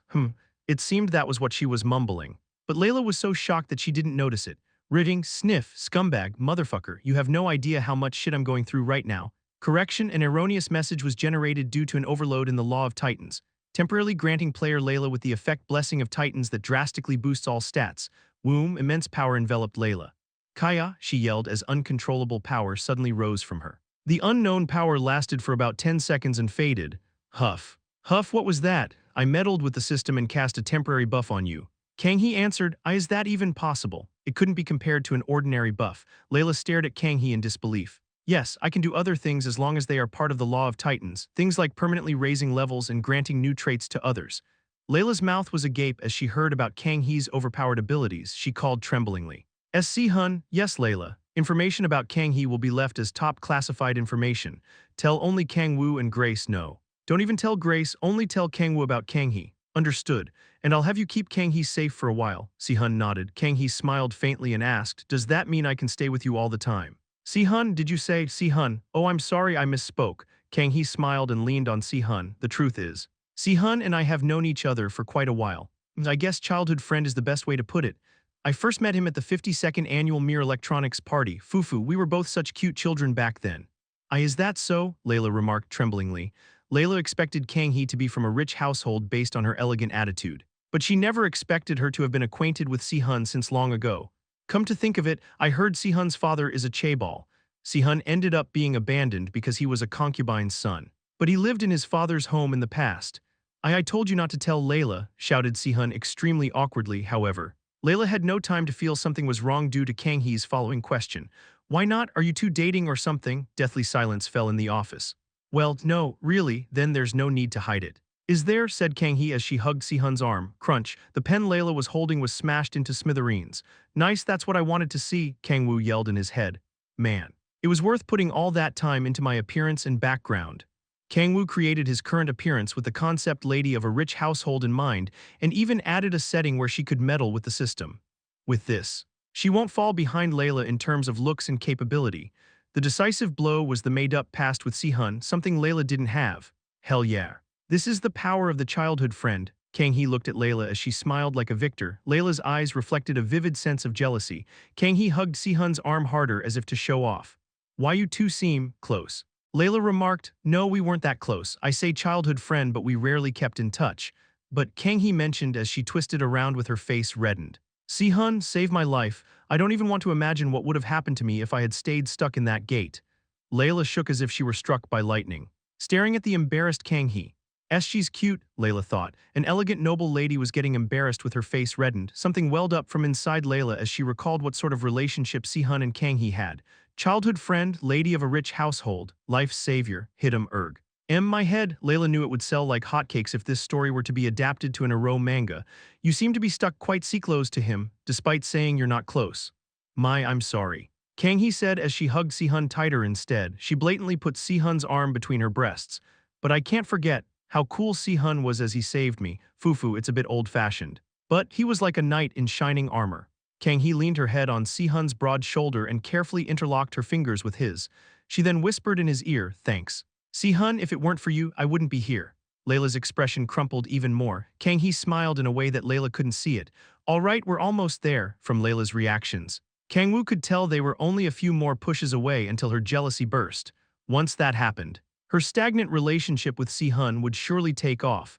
Kang-woo nodded in satisfaction as things were going perfectly to plan. How about it? Si-hun, I told you that you could trust me. Kang-woo looked up at Si-hun as if boasting. Why yeah, why the hell is your face red? Bro, only did what I should have done. What the hell is wrong with this dude? 1. Layla is surprised because Kang-hee is addressing Si-hun very casually. But it doesn't translate well in English. 2. Chaebol refers to a single family or a member of the family that runs and controls a South Korean conglomerate. Side Story Chapter 11 O Kang-hee. Cupid of Love Part 5. During the 5 days since the operation commenced, Oh Kang-woo purposefully clung to Kim Si-hun blatantly in front of Layla to get under her skin. Layla was boiling with rage inside. But she couldn't do anything since she and Si-hun had broken up. The crevice between them was getting deeper and deeper. There's something missing, Kang-woo said in dissatisfaction. He was in their luxurious apartment penthouse on the coast, where he lived together with Lilith, Han Seala, and Echidna, who had been absent as of late. Are you referring to Layla and Si-hun? Asked Lilith, who was hugging Kang-woo as his left buttock was on her lap. Kang-woo had already explained to Seala and Lilith the complex situation between Si-hun and Layla. Not only was there no need to hide it, but he also needed help from Lilith to create the Oh Kang-hee persona. Unai, scooch over a little. Kang-woo is uncomfortable, Seala said as she pulled Kang-woo's right buttock on her lap closer to her. My. What are you talking about? He was right in the middle. He was a little closer to you. The two women on the couch bickered with each other as they pulled Kang-woo on their laps. Enough, I'm thinking, said Kang-woo in slight irritation as he was being swayed left and right. The two women stopped. I'm sorry. Kang-woo, Seala lowered her head in dejection. It's okay. Kang-woo smiled and shook his head to uplift the mood. Seala smiled brightly again and brought a slice of fruit on the table to Kang-woo's mouth. Here, have some fruit. Seala suggested, thanks. That aside, what do you mean by something is missing? There's something about to bloom between Si-hun and Layla, but it's dawdling for some reason. Answered Kang-woo as he frowned. He was getting frustrated out of his mind as they were both only standing by and watching. Fufu, how kind you are. My king, you're working so hard for those two. He's my precious little brother, it's the least I can do, and I might take the brunt of the effects if I do nothing about it. More importantly, could I see your female transformation? Asked Seala, her eyes shining. No, Kang-woo answered, why not? I can only use it once a day. Just once, please. Just once, Kang-woo sighed as Seala desperately begged and used mimicry, turning instantly from a little boy to a maiden from a rich household. Why you're so pretty, Seala shouted excitedly. Lilith stroked her chin as if she were not interested in the Oh Kang-hee mode and asked, maybe they're lacking stimulus. Stimulus? Yes, I believe you just clinging to Si-hun isn't stimulating enough. Then what should I do? I can't have Si-hun clinging to me. That's gonna do way more than induce jealousy. How about something like this? Lilith clapped her hands together as her eyes shone. Having thought of a great idea, she smiled widely and let Kang-woo know of her idea. That's not bad, Kang-woo nodded with great interest. It would certainly be effective in forcing Layla's jealousy to reach its tipping point. Fufu. Right, I'm gonna go tell Balrog, said Kang-woo as he jumped out of the two women's laps. Balrog was imperative for this plan to work. All right, Kang-woo clenched his fists. I'll put an end to this by today. It was rather entertaining at first, but he was getting tired of the Oh Kang-hee mode. He could tell it was time to complete Operation Cupid of Love. Oh right. Kang-woo, Seala called. You have to come back by 8 p.m. today. To do what? Kang-woo glanced at Seala warily. It's not what you're thinking, I mean. We're also gonna be doing what you're thinking of. You were curious about what Echidna has been up to lately. Right? Yeah, you'll see what it is tonight. Kang-woo stared at Seala curiously and nodded. All right, I'll be back by 8. Kang-woo opened the front door as he waved. He took the elevator down to where Balrog was, told him of Lilith's plan and walked out of the apartment. The summer of Hyundai was as sweltering as always. Right. Then it's time for the final phase of Operation Cupid of Love. Hi, it's nice seeing you so often these days. Kang-hee smiled as she looked at Si-hun, sitting in a coffee shop near Hyundai Station. Yes, did you come across any issues as you came here? Sihun asked. Come on, why are you speaking so formally? Loosen up. Haha. Fine, Sihun got up from his seat and gently pulled out a chair for Kang-hee to sit. Damn, I think my heart skipped a beat there. Kang-woo's heart beat faster for some reason as an extremely handsome man showed him impeccable manners. No.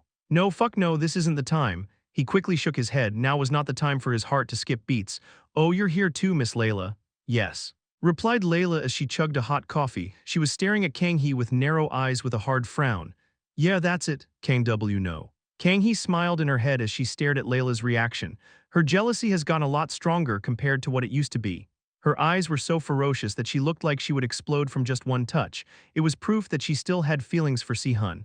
What do you usually get for coffee? It's on me. Sihun remarked. Kang-hee's phenomenal acting was mostly what drove Layla this far back into a corner. But Sihun's honest responses to her acting also played a big part.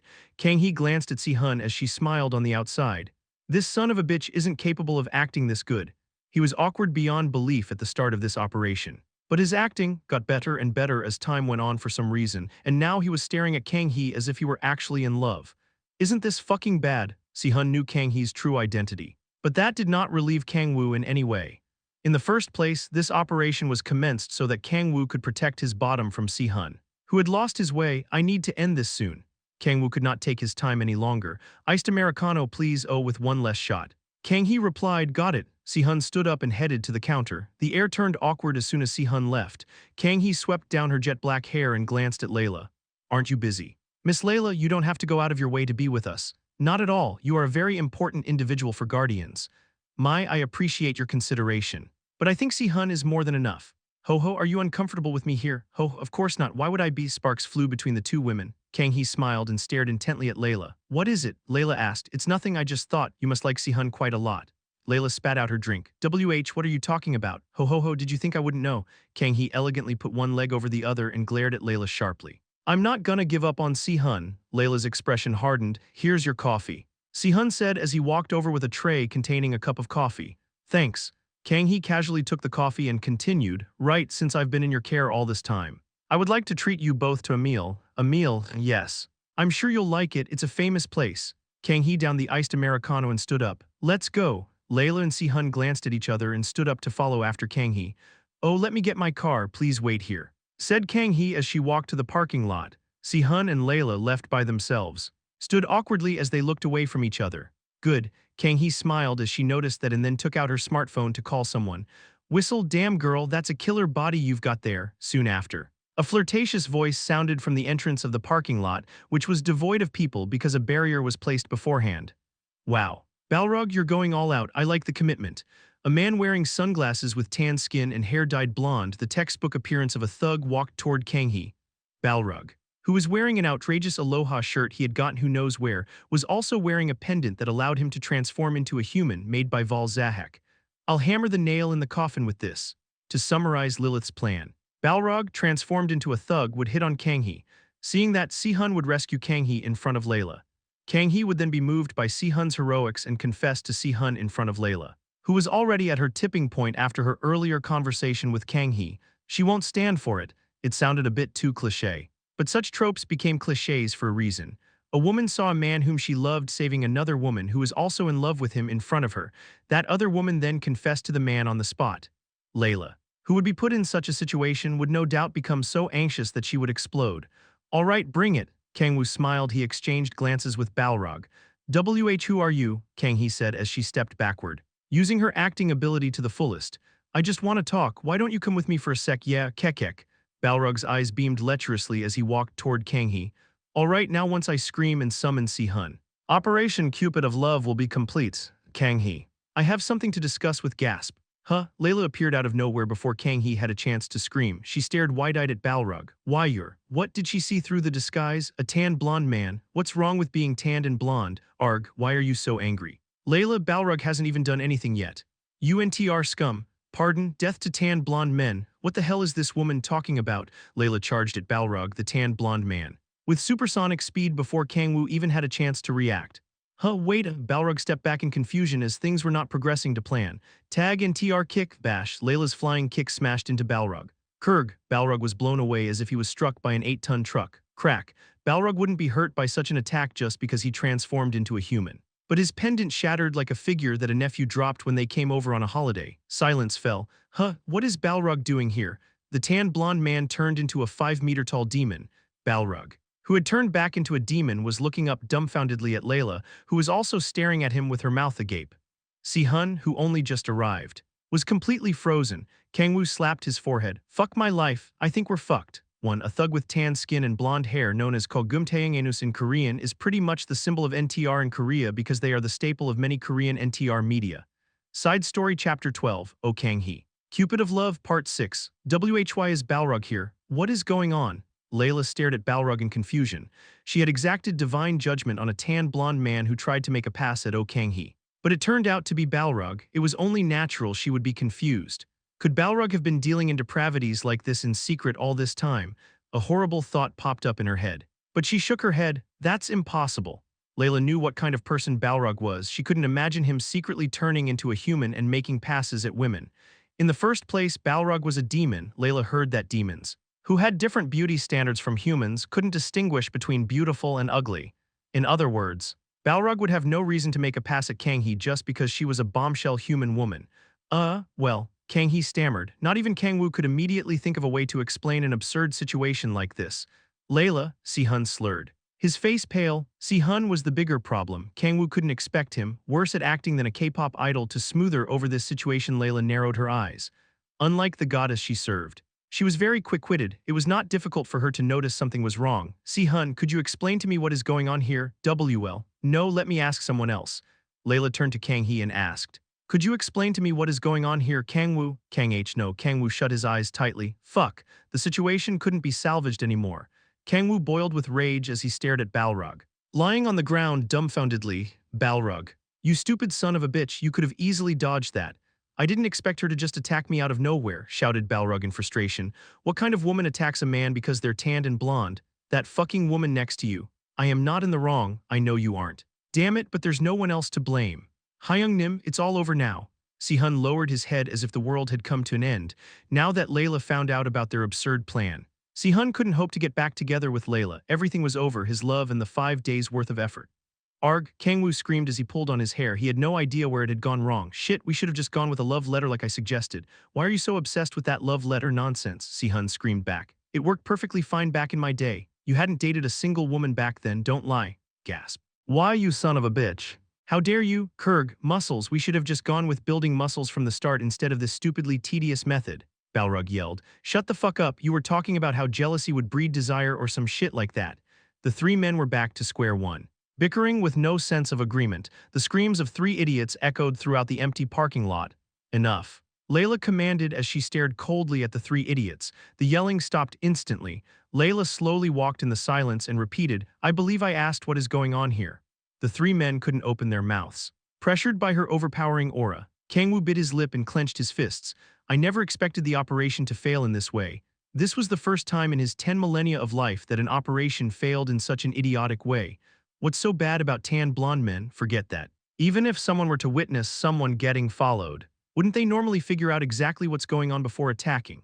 Kang-woo did not expect Layla to outright kick Balrog. This is slander to all tan blonde men. Do you have any idea how they must be feeling right now, huh? Kang-woo criticized Layla in his head but couldn't bring himself to say it out loud since it was true that he was caught pulling bullshit. It was only natural for the liar to keep their mouth shut and look down after they were caught in their lies. It's my fault. Layla, Si-hun expressed. Si-hun, I was the one who asked Hyung to do this. Si-hun approached Layla and bowed deeply. Ever since we broke up a year ago, not a single day has passed that I did not regret it. Damn it. Si-hun, this isn't the time to be putting on a pity show. Just shut up and keep your goddamn head down. I know that my lacking self and my petty obstinacy left you with an unhealable wound. Bro. Stop with the bullshit and just get down on the ground. This isn't the time for a confession, damn it. I wanted to ask for forgiveness, but I didn't have the courage to. I don't even know if I deserve to be forgiven after how much I've hurt you. You have to first get on your goddamn knees and smash your head on the ground to be forgiven. What the hell are you doing?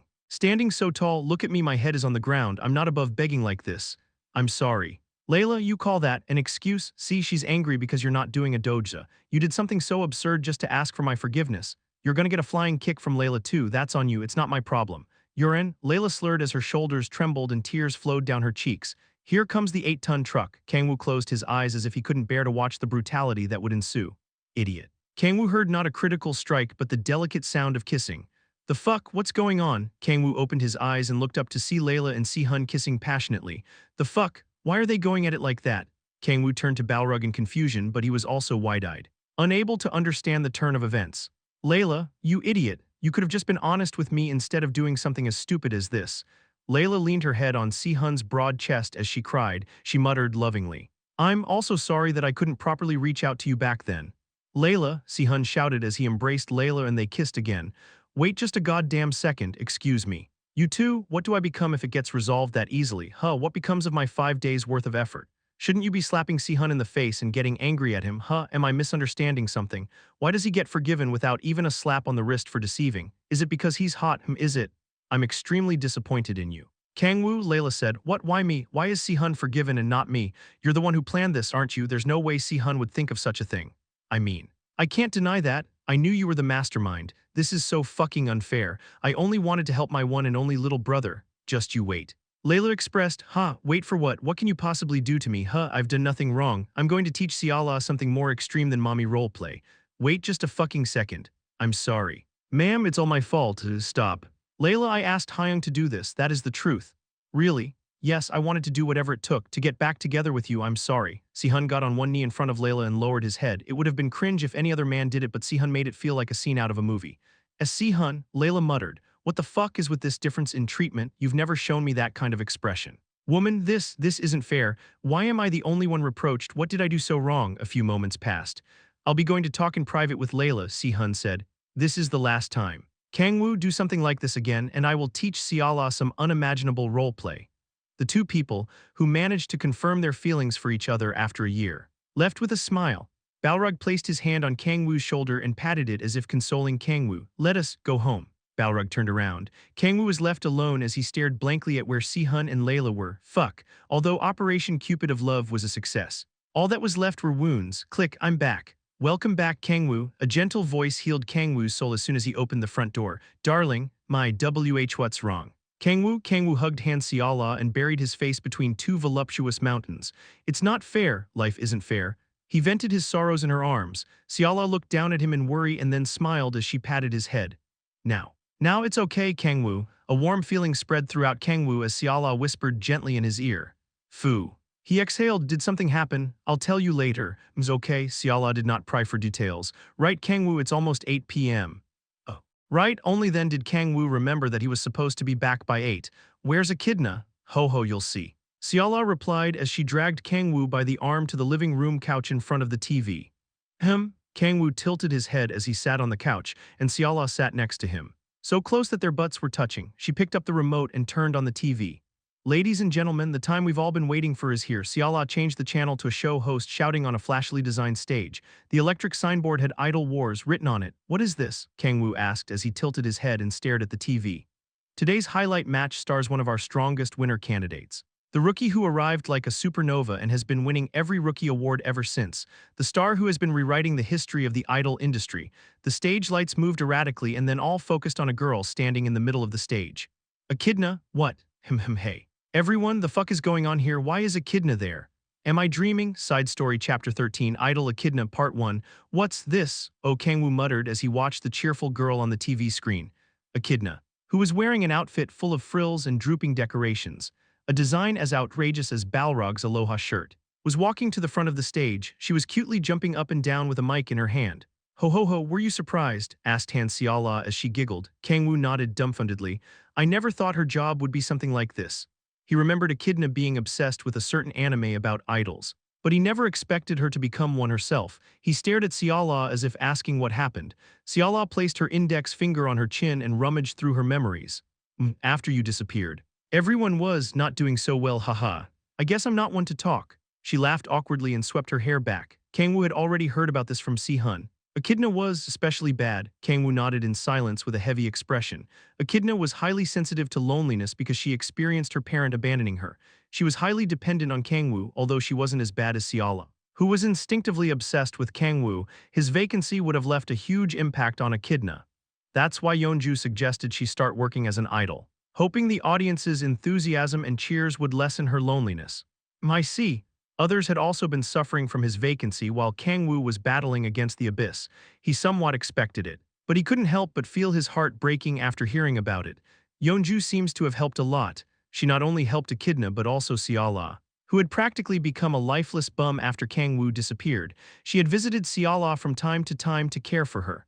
I should visit her. Kang-woo heard Yeonjo was busy with matters regarding Seoul lately, but she would likely have enough time to at least meet with him. He stopped thinking about Yeonju and turned back to the TV screen. Echidna was waving at the audience with a wide smile.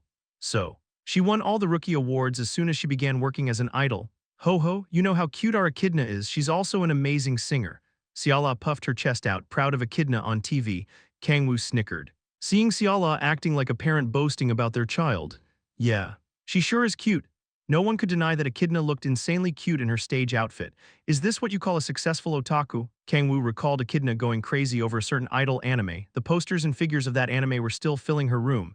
In these perilous times, Kang-woo lightly clicked his tongue but couldn't help but smile as he stared at the smiling Echidna on TV. Echidna went back to the middle of the stage once she finished greeting her fans, and the voice of the show host echoed throughout the stage.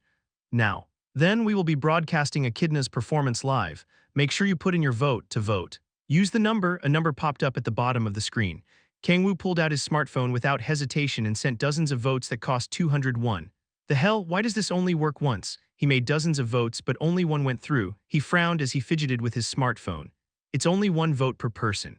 Kang-woo, Siala explained, what a dumb rule, I'm literally trying to give them more money. Ho ho ho, just a second. Siala got up and went to her room. She came back out soon after with a large box. What's that? Smartphone I've bought for voting purposes. They're all under different names. So it won't be a problem. That's a huge waste of money. How much money is that per vote? This is nothing but pocket change if it can allow Echidna to win. I don't think doing this will skew the result much, even if the box was full. It was only a few hundred votes. It was a lot for one person, but it was a mere drop compared to hundreds of thousands of votes. Even so, haha, okay. Darling, Kang-woo snickered as he helped Siala vote for Echidna using the smartphones in the box. It would have been far easier to set up a vote-trigging scheme using the money used to buy smartphones. But Kang-woo didn't see the need to do so. After all, Echidna is bound to win. Kang-woo stared at the TV screen with sparkling eyes. Echidna began to sing once the music played. Shall I name this heart-rendering pain Snow Halation? Whoa, what the hell, she's cute as fuck. The audience cheered and chanted together as they swung their glow sticks once Echidna's song began. Hi hi hi hi Echidna, I love you. Echidna, Kang-woo was cheering along with the audience before he realized it. He never had any interest in idols or celebrities, but seeing Echidna singing and dancing was firing him up. Go go. Echidna, Kang-woo clenched his fists as he looked at the number of votes skyrocketing on one side of the screen. Let's see some live reactions. He turned on his smartphone and entered a live chat. Idol Wars live chat Jerry MWO. Echidna CHA. Breathe, she's a literal angel, she's so cute. Wooden spoon over here. Officer, arrest this scum. No, I'm not telling you to arrest me. Royujin, women with tits smaller than F-cup aren't women in my eyes. I don't understand why you guys love Echidna so much. Woojin, look out guys. We have a massive tits lover here. I bet you'd write an ending where all 16 heroines are pregnant if you ever wrote a novel. Butterfly Valley Kurg, cough, I'm sorry, Lord Kako. I won't ever cross the league please, anything but an age restriction. Tresha, Echidna won for sure. Sagiasu, didn't Echidna post on Instagram that she would make an important announcement if she wins? So sorry, yeah. She did, I knew it'd be heated. There were a few weird comments in between, but most of them were infatuated with how cute Echidna was and talking about how they voted for her almost instantly. The corners of Kang-woo's lips gradually rose. He felt an inexplicable sense of pride as Echidna got more and more positive attention. This must be how a father feels when seeing his daughter succeed in life. Kang-woo and Echidna technically were not blood-related, but that was the feeling he got regardless. Kaya, oh my gosh, Kang-woo, she's so cute. You should have told me earlier that Echidna is an idol, Kang-woo remarked as he stared at the screen inside. If he had known earlier, he would have gone to the venue to watch Echidna's performance in person. Hee. Echidna wanted to make a surprise announcement if she won, so she asked me to keep it a secret from you. NGH, what a shame. Kang-woo stared at the dancing Echidna on the screen. Disappointed he couldn't cheer for her in person, the lights became more extravagant as the song reached its climax. White confetti poured on the stage like snow as the song ended. Yeah, what an adorable and lovely performance from Echidna. Was there any doubt? All right, the votes are about to close. Everyone, put in your votes now. Echidna climbed down from the stage once her performance ended, and the host wasted time talking about various pointless things to stall for 5 minutes. The show host then stopped talking and placed a finger on his earpiece. Having received the result, All right, the winner has been decided. A drum roll to induce tension echoed throughout the stage. After putting together the votes from the judges, the online votes, and the audience votes, the stage lights moved erratically. The winner of Idol Wars is Echidna. Let's give her a round of applause. Hell yeah. Kang-woo, Echidna won. Siala screamed in elation and embraced Kang-woo. Of course she did. Kang-woo smiled as he looked at Echidna. Smiling happily. On the screen, this kind of life isn't so bad. He could have never imagined this sort of joy back in hell or even right before his final battle against Bale. He would have thought appearing on TV to sing and dance was stupid, because nothing else but survival mattered to me. Kang-woo looked down at his small hands. He saved the world with them. He created a world where things other than survival mattered. That simple fact filled Kang-woo's heart with inexplicable emotions. Yeah. I struggled to survive all this time in search of this peace. Kang-woo smiled faintly as he looked at Echidna, who was climbing back up on stage and walking to the middle of it after being announced as the winner. Echidna, congratulations on your victory. Thank you so much, everyone. I never thought I'd actually win. Echidna waved. Her face flushed with excitement. The audience cheered harder. Haha, as expected of the nation's little sister, the response is insane. Huh, I'm not a little sister, I'm super old. Haha, you sure love to joke around. How old could you be when you're this cute? The show host smiled gently and slightly touched Echidna's shoulder. Bo, take your hand off her. Motherfucker, how dare you touch Echidna-sama's shoulder? Death, sentence him to death. The audience cheering for Echidna suddenly began to curse and criticize the host. Kang-woo could feel their bloodlust through the screen. The host stepped backward in surprise. What the hell, are they fanatical cultists or something? Kang-woo's expression hardened as he witnessed the audience's abnormal reactions. Oh, I heard Echidna's fans are a bit hardcore. That's an understatement. I heard a male celebrity was ambushed with weapons after saying he wanted to meet Echidna. What? Ambushed? I heard they call themselves the Watchmen. They're a very systematic organization. Siala continued, damn, Idol fans are no joke these days. No. Kang-woo, they're not to be trifled with just because they're an Idol fan club. Why? High-ranker players and even gods are part of the club. Even gods, yes, the dragon god is an especially avid fan of Echidna. The fuck, why the dragon god? Kang-woo chuckled. The dragon god was the one who cursed Kargath and turned him into a demonic dragon. It was ironic that the dragon god was an avid fan of Echidna. That's pretty much an army at that point. Kang-woo remarked as he shook his head in exasperation. However, it was not bad news. It meant that Echidna had the best protection she could get. Looks like anyone who hits on Echidna will pay a hefty price. Kang-woo smiled in satisfaction. I'm sorry. Everyone, it was an accident. The host broke into cold sweats and appeased the furious audience, whose bloodlust did not seem to wane. Echidna, I saw on your Instagram that you had an important announcement to make if you won the Idol Wars. Is that true? The host quickly changed the subject and brought the mic to Echidna. Yeah, I have an important announcement. Echidna snorted and walked forward. An announcement? Kang-woo mentioned curiously as he focused his attention on the screen. Echidna took the mic from the host, gripped it tightly with both hands and shouted cheerfully. Kang-woo, shit, that surprised me. Why did she call my name out of the blue? Thank you so much for coming back. I missed you so much. Oh, it's that thing celebrities do about how they would never have come this far without a certain person. Oh, you cutie. So now, marry me too. Along with SEOLEH, wait, what the fuck? Deathly silence fell on the venue. Echidna's shocking announcement was broadcast worldwide live. Does this mean I'm fucked? Peace. My ass, there's no such thing in my life. 1. This is a real Love Live song called, as you could guess, Snow Halation. Check it out, Side Story Chapter 14, Idol Echidna, Part 2. The screen displaying the stage was so still that it looked as if it were frozen. The show host bumbled dumbfoundedly as if he wasn't sure how to react to Echidna's shocking statement. It was only natural since the winner of a live Idol program being broadcast all over the world openly proposed marriage to someone after practically becoming the greatest idol in the world. Fucking hallelujah. Please tell me this is a dream. Jesus? Oh, Kang-woo brought his hands together and prayed in front of the TV screen, which looked as if it were frozen. Please let it all be a misunderstanding. Please let me wake up from this dream. What do you mean? Echidna, the host asked Echidna as if Kang-woo's desperate prayers were answered. Kang-woo's eyes shone. This was a chance. I mean exactly what I said. I've been so lonely because Kang-woo has only been with Siala lately. I want to be with Kang-woo too. Who is this person you call Kang-woo? Please tell him I'm your brother or an anime character. It can still be sorted out that way. He's the most important person in my life. Haha, as a brother or something. Right? Oh, could he be an anime character? I heard you love anime. Nice, I knew you were listening, Jesus. I had faith in you. I never once doubted you. What are you talking about? I do love anime. But I can differentiate between 2D and 3D. Kang-woo is someone I love as a male. Jesus, you motherfucker, shut that girl's mouth this instant, please. Someone shut that girl up. What the hell does that mean? Marriage, Echidna-sama is getting married. Who dared to lay his filthy hands on our pure Echidna-sama? Demon, it must be the work of a wicked demon. I mean, I am a demon, but guys. I can swear on my life I've never laid a hand on Echidna. I'd be crazy to do anything to her. Why don't we all start thinking logically? Yeah, it was true that Kang-woo did not see Echidna romantically because of her appearance. It did not matter how old she was. Although he was a scumbag, he was not irredeemable trash who would lust for a little girl. However, such logic would not get through to the crazy audience members. Kill him, pitchforks, grab your pitchforks, arise. Watchmen, holy fuck. The psychopathic group of cultists was raging with madness. The situation had already developed to the point of no return. But it was not over yet, one could always fall further. Hahaha, the host chuckled lifelessly as the situation grew more insane. He mumbled lifelessly as if his soul left his body. I'm fucked. The host's shoulders dropped as he felt the career he had built until now falling apart. He then asked something that they did not have an answer to yet. Then, what is the relationship between this Kang-woo and the one you called Siala? Siala is Kang-woo's wife, pardon.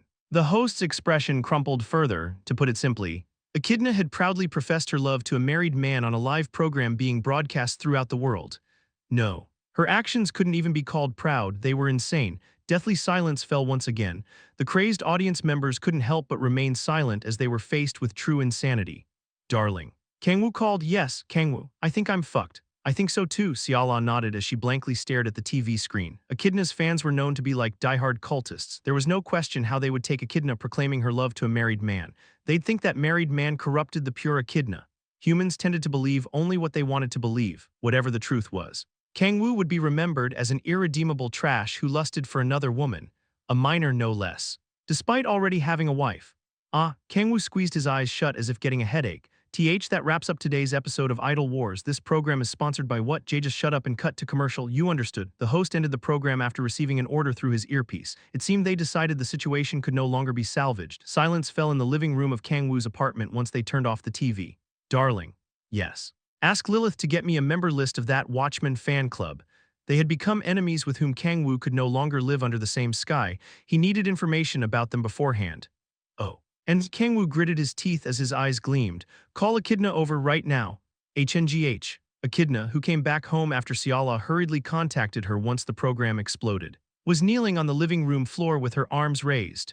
A round bump was raised from the top of her head, like the ones usually seen in anime after a character was hit. Sniff, I'm sorry, Kang-woo. Echidna lowered her head in tears after she was scolded intensely by Kang-woo as soon as she came back home. Sniff, sniff, I thought it would make you happy. Wow, she burst into tears once her sorrow reached its breaking point. She had given it her all so that she could profess her love live on TV but ended up being scolded by Kang-woo because of it.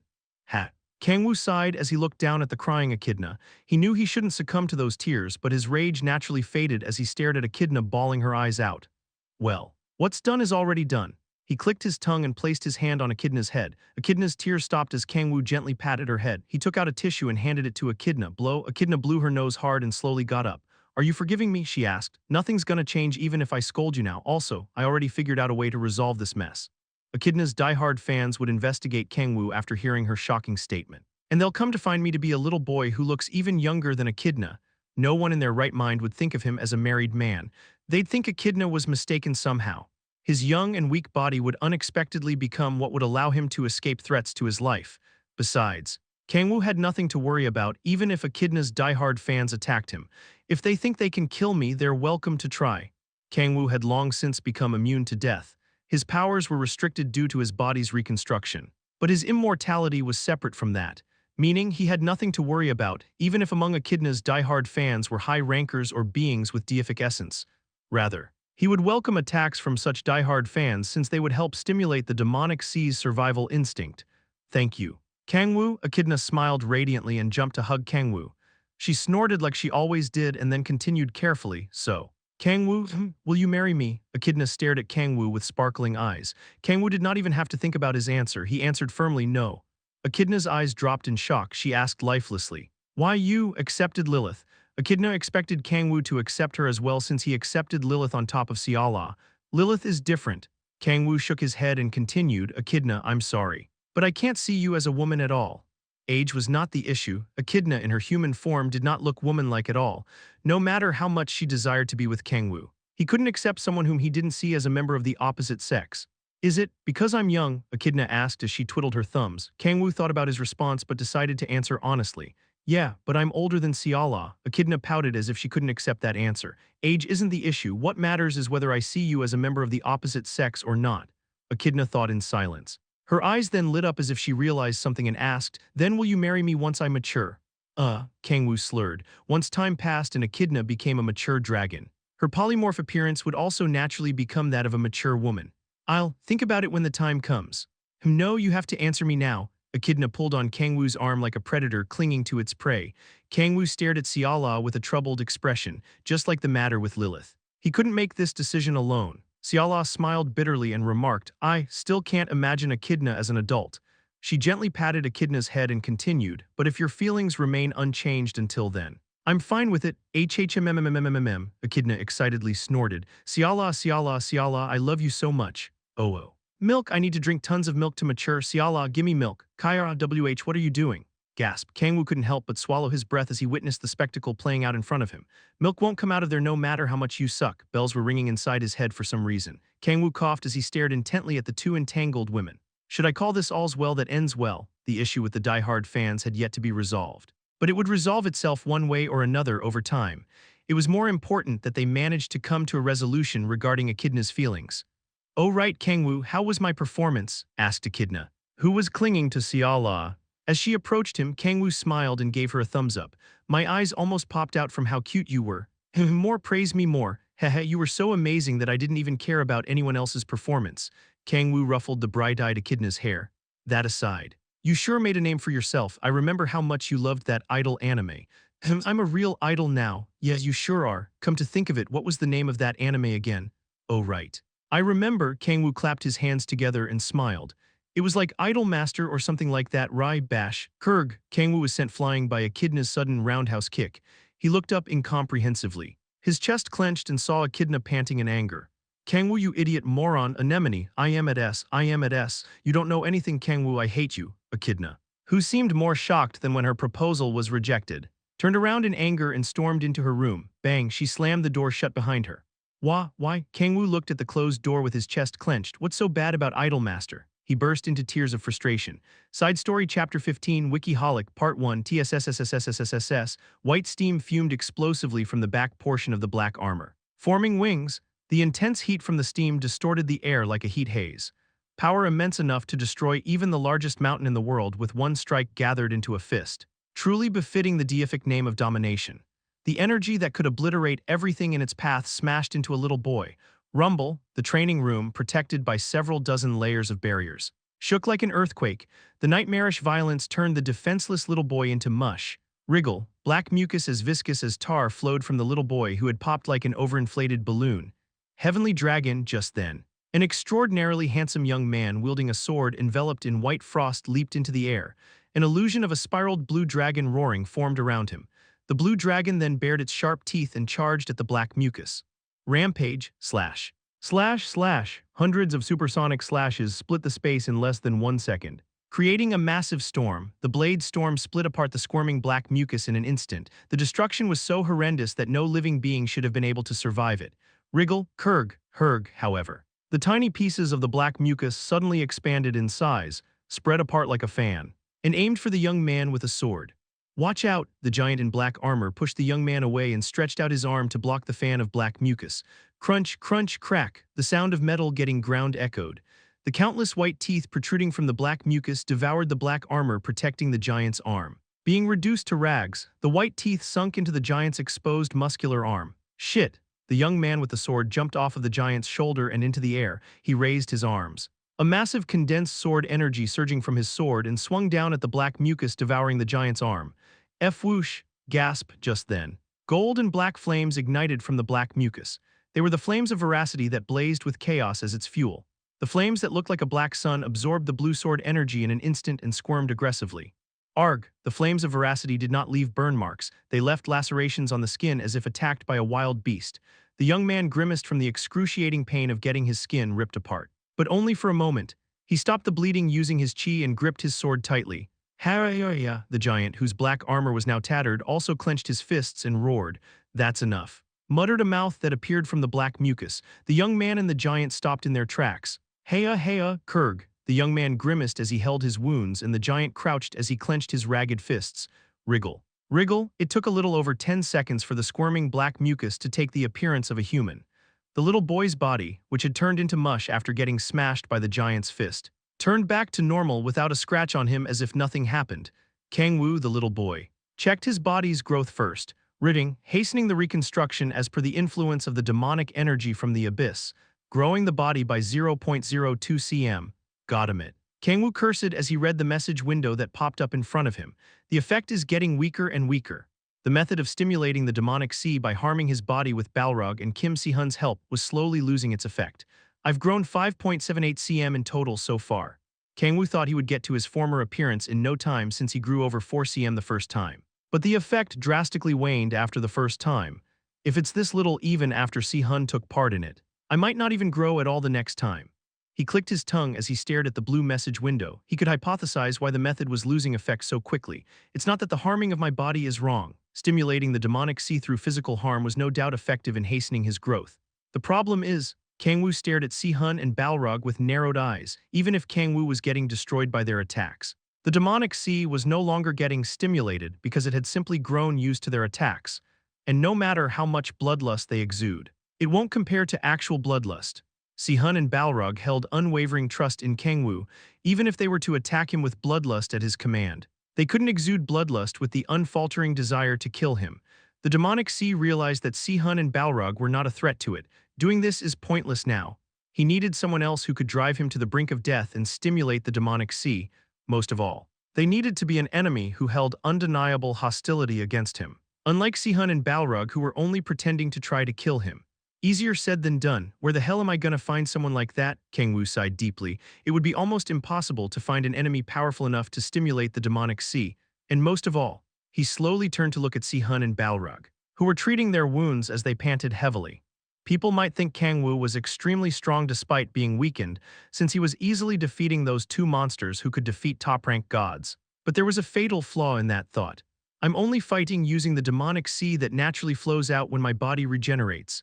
If Kang-woo fought against Si-hun and Balrog without them harming him, he would be beaten senselessly without even being able to scratch them. In other words, I'm fucked if the enemy decides to seal me or something without killing me, even if Kang-woo were to be sealed. He might be able to break out of it if the demonic sea deemed it dangerous to its existence. The problem was that Kang-woo had no idea when the demonic sea would feel threatened. Worst case scenario. He might only be able to break out after several years. That's not good at all. Kang-woo shook his head as if not even wanting to think about it. He knew how much pain the people around him went through in his 3 years of absence. "NGH, my wounds are finally regenerating," said Balrog as he walked toward Kang-woo, shaking his healed fist. "I think I'll need a little more time," said Si-hun, who did not have extraordinary healing capabilities like Balrog, as he smiled bitterly and wrapped his wounds in bandages. "Sorry, I could heal you in a flash if I could use my authority of regeneration." "No, it's okay. These injuries are nothing as long as I can be of help to you." "Hyung-nim, sheesh, you little son of a bitch." Kang-woo smiled as he lightly patted Si-hun's shoulder. "Oh, and Hyung-nim, I'm sorry, but I won't be able to make time tomorrow." "Oh. It's fine, I was gonna put this training to an end anyway." "Why you are?" Si-hun asked in slight disappointment. "Yeah, I don't think it'll make much difference even if we keep doing it." "I see, that aside. Do you have plans tomorrow?" asked Kang-woo as he took out a potion and poured it on Si-hun's injury. "I've been hearing reports of a bizarre monster lately." "A bizarre monster? Is it related to the otherworldly invasions?" "I'm not sure about that yet." "What kind of monster is it?" Si-hun sheathed the frost sword on his waist and continued. "Apparently it is a monster that suddenly appears in front of people, gives them a question to solve, and drags them away to somewhere if they answer wrong." "The hell's with that? There are only rumors about the monster so far. Its exact identity hasn't been figured out yet." Kang-woo tilted his head and stroked his chin. "It drags them somewhere if they get the question wrong." "Huh?" A certain being naturally came to mind. "Something like the Sphinx." "Yes, although it is a little different." Si-hun answered. "It was certainly different. The Sphinx killed and ate those who failed to solve its riddle, but this unknown monster was dragging them somewhere. But I've heard that the questions it asks are rather unique." Si-hun remarked. "What sort of questions are they? One usually thinks of riddles when they think about the Sphinx, right?" "Yeah. But I hear this monster poses SAT-level questions, mathematics, the year that historical events happened, and even famous quotes from famous artists. Why the hell is it so weirdly realistic? I hear it asked about the year that the Berlin Wall fell back when it appeared in Gwangju. How would anyone answer that on the spot? Riddles would be easier to answer since people rarely memorize specific years that every historical event took place. People in Germany might have a chance, but not many Koreans knew such trivia. The player who was given the question happened to have studied German history in great detail, so they luckily got it right." What an irritating monster. Is its name Namuwiki or something? Haha, there are actually some players who call the monster Wikiholic. I fucking knew it. I guess all sorts of monsters are appearing now that Bale is dead, Kang-woo chuckled nonsensically. None of the people who were dragged away have come back, that's right, then they must be dead. It was far too optimistic to think the people who were dragged away by a crazy monster like that were alive. A monster who drags you away if you get its question wrong. Huh? Kang-woo narrowed his eyes. Oh, to be more specific, they're not dragged away by the monster but are teleported away, Si-hun clarified. Teleported? Are they getting ice-skate? I'm not sure about the details. Si-hun replied, it's certainly worth looking into. Kang-woo nodded and turned around. I'll look into it as well, so let me know if you find anything. There's no need for you to put yourself in danger. I won't. Damn it, why would I try to find the thing myself when it's obviously dangerous? I'm just gonna have Lilith gather some information. It was far too reckless to chase after an unknown phenomenon when Kang-woo had yet to regain his powers. Understood. Si-hun bowed and turned around to leave. Right. Then, Kang-woo looked around the mess in the training room as if 10 beagles were let loose in it. And stretched, I'll leave the cleanup to you. Kang-woo summoned Satan and smiled as he patted him on the shoulder. Satan's expression turned somber as he gripped the broom. Namuwiki is basically Korean Wikipedia. Side Story Chapter 16 Wikiholic Part 2 Kang-woo. 3 days passed since Kang-woo stopped the training after it had become ineffective. He was doing nothing on the couch when Echidna trotted to him with sparkling eyes. Whoa. Kang-woo caught with arms Echidna who jumped at him.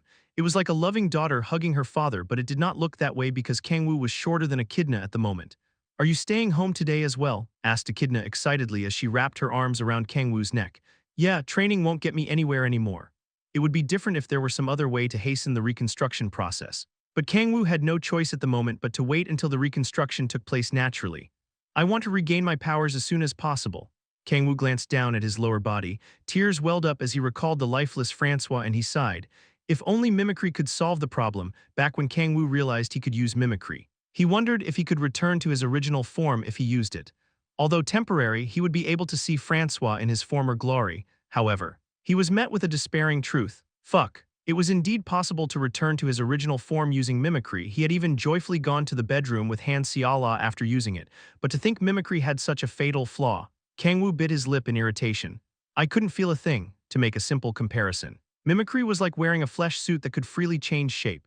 It was only natural one wouldn't feel a thing no matter how much one stimulated the flesh suit. In other words, he won't get up. Francois has fallen and he can't get up. Kang-woo pulled on his hair as he recalled the memory of him excitedly heading to the bedroom as he held hands with Xiala. Words couldn't describe how pitifully she had looked at his bumbling self.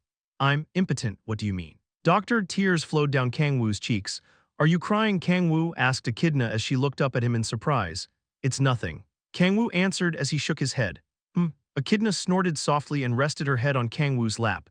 I'm still glad I get to spend every day with you. Kang-woo had nothing to do after quitting training. He had been playing games and watching anime with Echidna, who had also been at home all day lately. Han Xiala seemed like she wanted to join because of how much fun Kang-woo and Echidna were having as they played games. But her gaming skills were so atrociously bad that she was dejected after a few games. It sure is fascinating. Both Cha Yeonju and Xiala were far beyond humans in terms of physical capabilities, but they were terrible at gaming for some reason. That aside, mentioned Kang-woo as he patted Echidna's head on his lap. Do you not have any idle work to do? He thought Echidna was lazing around at home a bit too much for a popular idol. I was told to reflect on my mistakes at home because of the broadcast incident. Oh, makes sense. Kang-woo smiled awkwardly and nodded. Echidna was lucky she was let off with only that much when she professed her love to a married man after winning a program being broadcast on live TV. She could have been banned from the idol industry for good. Well, I would personally turn the broadcasting station upside down if they did something like that.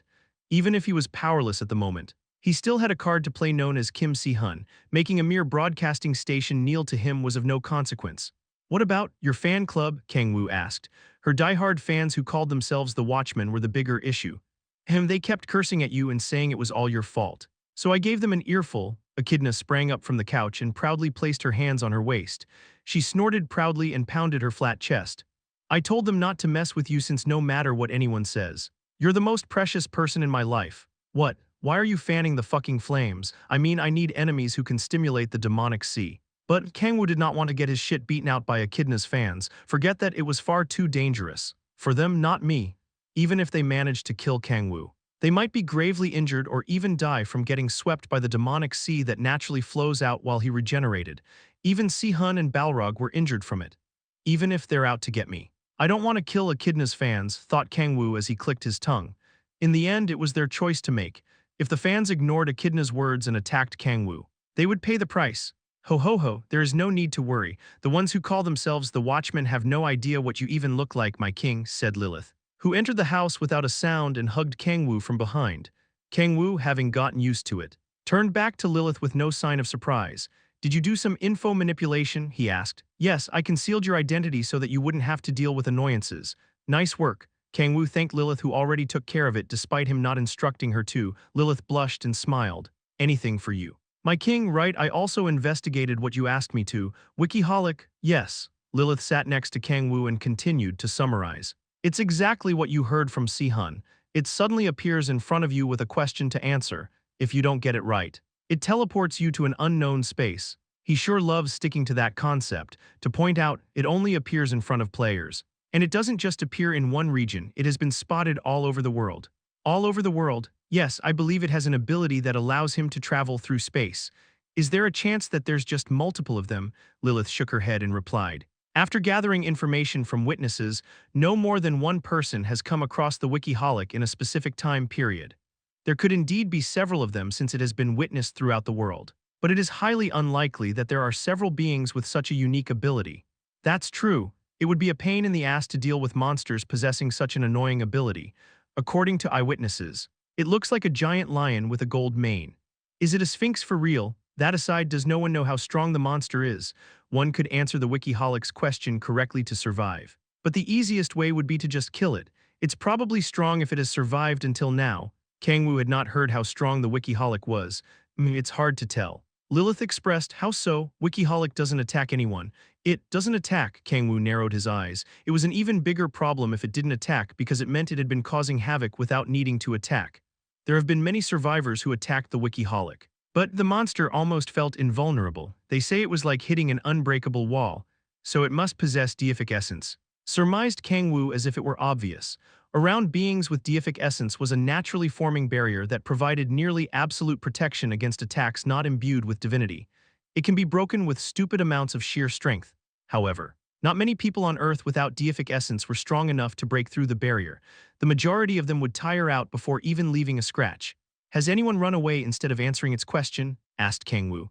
A golden barrier forms around the individual and the Wikiholic as soon as it appears in front of them, which prevents the individual from running away. I see. Kang-woo could not think of any monsters among those with deific essence who would do something like this. It's most likely from an outer world. Gaia would have contacted him if a god of Earth manifested into the physical realm. There is also information from one of the survivors that they heard the Wikiholic muttering the scale of the great Akkart is tilting. Akkart never heard the name, however. Kang-woo managed to get valuable information from that information. Wikiholic is someone's subordinate. In other words, the being was powerful enough to have a monster with deific essence as their subordinate. It's been quiet for a while, but I guess it's about to start again. Kang-woo frowned in dissatisfaction. A monster with deific essence from an outer world invading Earth was bad news, especially if that monster was a subordinate of someone else. Have Balrog focus on investigating the regions where the Wikiholic was spotted, Kang-woo ordered. Yes, my king, Lilith bowed deeply to Kang-woo, who clicked his tongue as she disappeared. I want to investigate it myself, but Kang-woo had no way of dealing with it if the opponent could use divinity. Shit. Kang-woo cursed as he looked down at his tiny hand. This was his first time feeling so frustrated since he was weakened due to his body reconstruction. VRRRR just then. His smartphone vibrated. He checked to see a number calling him he had never seen before. There's no way it's an ad. Kang-woo was never bothered by annoying scams or phishing calls thanks to Lilith concealing his personal information. He tilted his head in wonder and answered the call. Kang-woo Hyung Nim, it's been so long. I happened to meet Sihun not long ago. So I thought I might as well call you to ask how you've been. Who dis? Side Story Chapter 17 Wikiholic Part 3 Swoosh. Oh, Kang-woo sipped a coffee he ordered as he looked down from above at the people filling the seaside streets. Jingle, a bell rang in the small coffee shop once the door opened. Welk, gasp, the employees smiled as they were about to greet the man who entered the coffee shop when they froze. A nearly 2-meter muscular man, exuding suffocatingly powerful energy, smiled as he looked at the employee. Eek, the employee flinched in shock. I would like a warm Americano, please.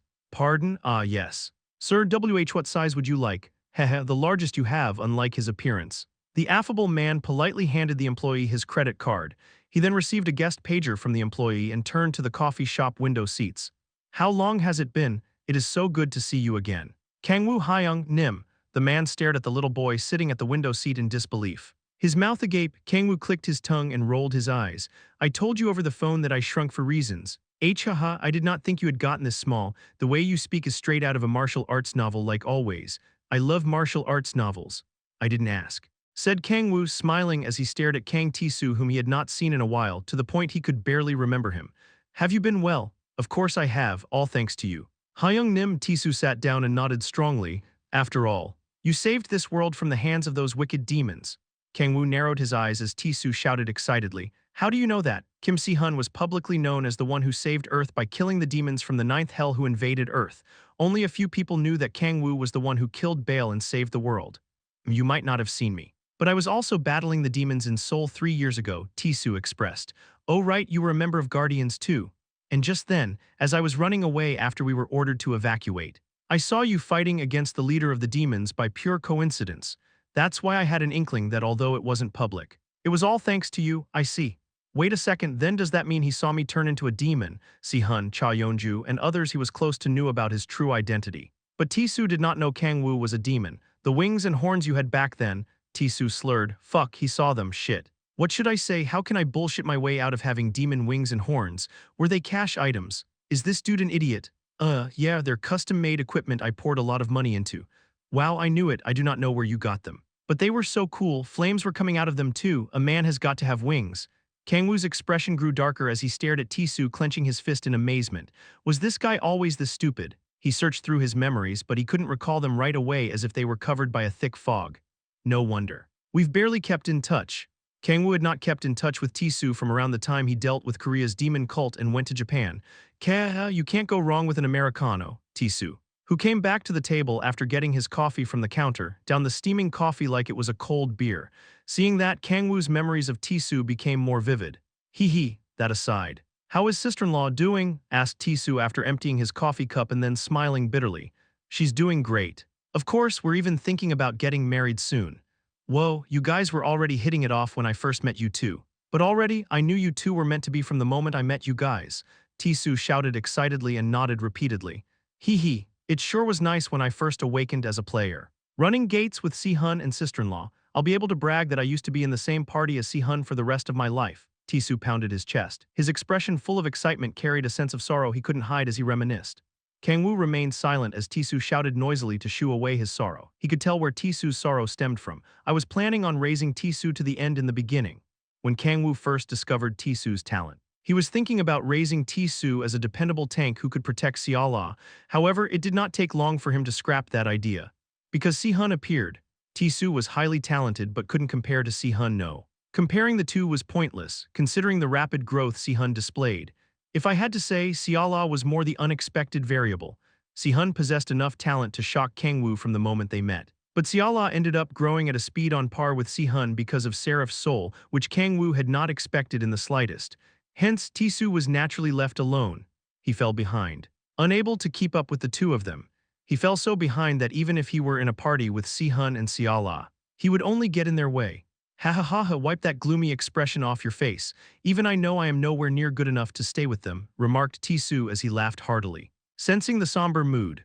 Okay, Kang-woo nodded with a smile. It wasn't anyone's fault to make a comparison. It was like three people starting a game together on the same day, but could no longer play together because their gap in rank grew too large. No, if this were a game, they could just laugh it off, saying it was a skill issue. But this is reality. A single mistake in battle could cost someone their life. Taking along a party member who was falling behind was not commendable. It was a moronic act that could jeopardize the entire party. An ignorant act of goodwill is no different from ill will. Kang-woo smiled bitterly. Tisu shrugged and continued. But I have not let myself fall behind. I was officially promoted to captain in Guardians. Oh, congrats. Man, Kang-woo looked at Tisu in genuine surprise. One couldn't be a captain in Guardians unless they were extraordinarily skilled. If you're a captain of Guardians, wouldn't that mean you're about the level of a world ranker? Kang-woo asked. I would be in past standards, but not anymore. Oh, I see. It had already been 10 years since the day of calamity. The average level of players had naturally risen over time. But he's at least a high ranker. Although the average level of players rose, only a few of them managed to reach the ranks of high rankers. I knew I wasn't wrong. Tisu couldn't compare to people like Si-hun and Siala. But that standard was far too high for anyone to compare to. Tisu was insanely skilled in regular player standards. Kang-woo put down his coffee cup and smiled. If you're a captain, Aren't you busy? Is it okay for you to be meeting with a bum like me in the middle of the day? Oh, I was tasked to handle a special mission with Sihun. It is not something that can be resolved right away. So I have some time. Kang-woo's eyes shone the moment Tisu mentioned a special mission. Is it the Wikiholic investigation? He asked. Hee hee. I had a feeling you knew about it. How can I not when it's so unique? Kang-woo said as he stood up. Then come to my house today, we can have dinner together with my darling. Going home already? It's dangerous outside. Kang-woo needed to be extra cautious now that the Wikiholic was active. Tisu nodded. I agree, you should be careful. Considering your condition, I should have met you at your home instead. I called you here because I wanted to get some fresh air. I've been stuck at home all day lately. Hee hee, sister-in-law must have a firm hold on you. Yeah, she does. Siala did indeed have a firm hold on him in many ways, including his censored, right then let's go. Kang-woo and Tisu left the small coffee shop near the coast and walked to Kang-woo's apartment. Whoa, that entire building is yours, Hyung-nim, as they were chit-chatting. Tisu's mouth was left agape as he witnessed Kang-woo's super luxurious apartment building. One could only treat an entire apartment building as if it were their home if they were filthy rich. Yeah, I remodeled it to have an onsen, swimming pool, billiard room, bowling alley, and all sorts of stuff.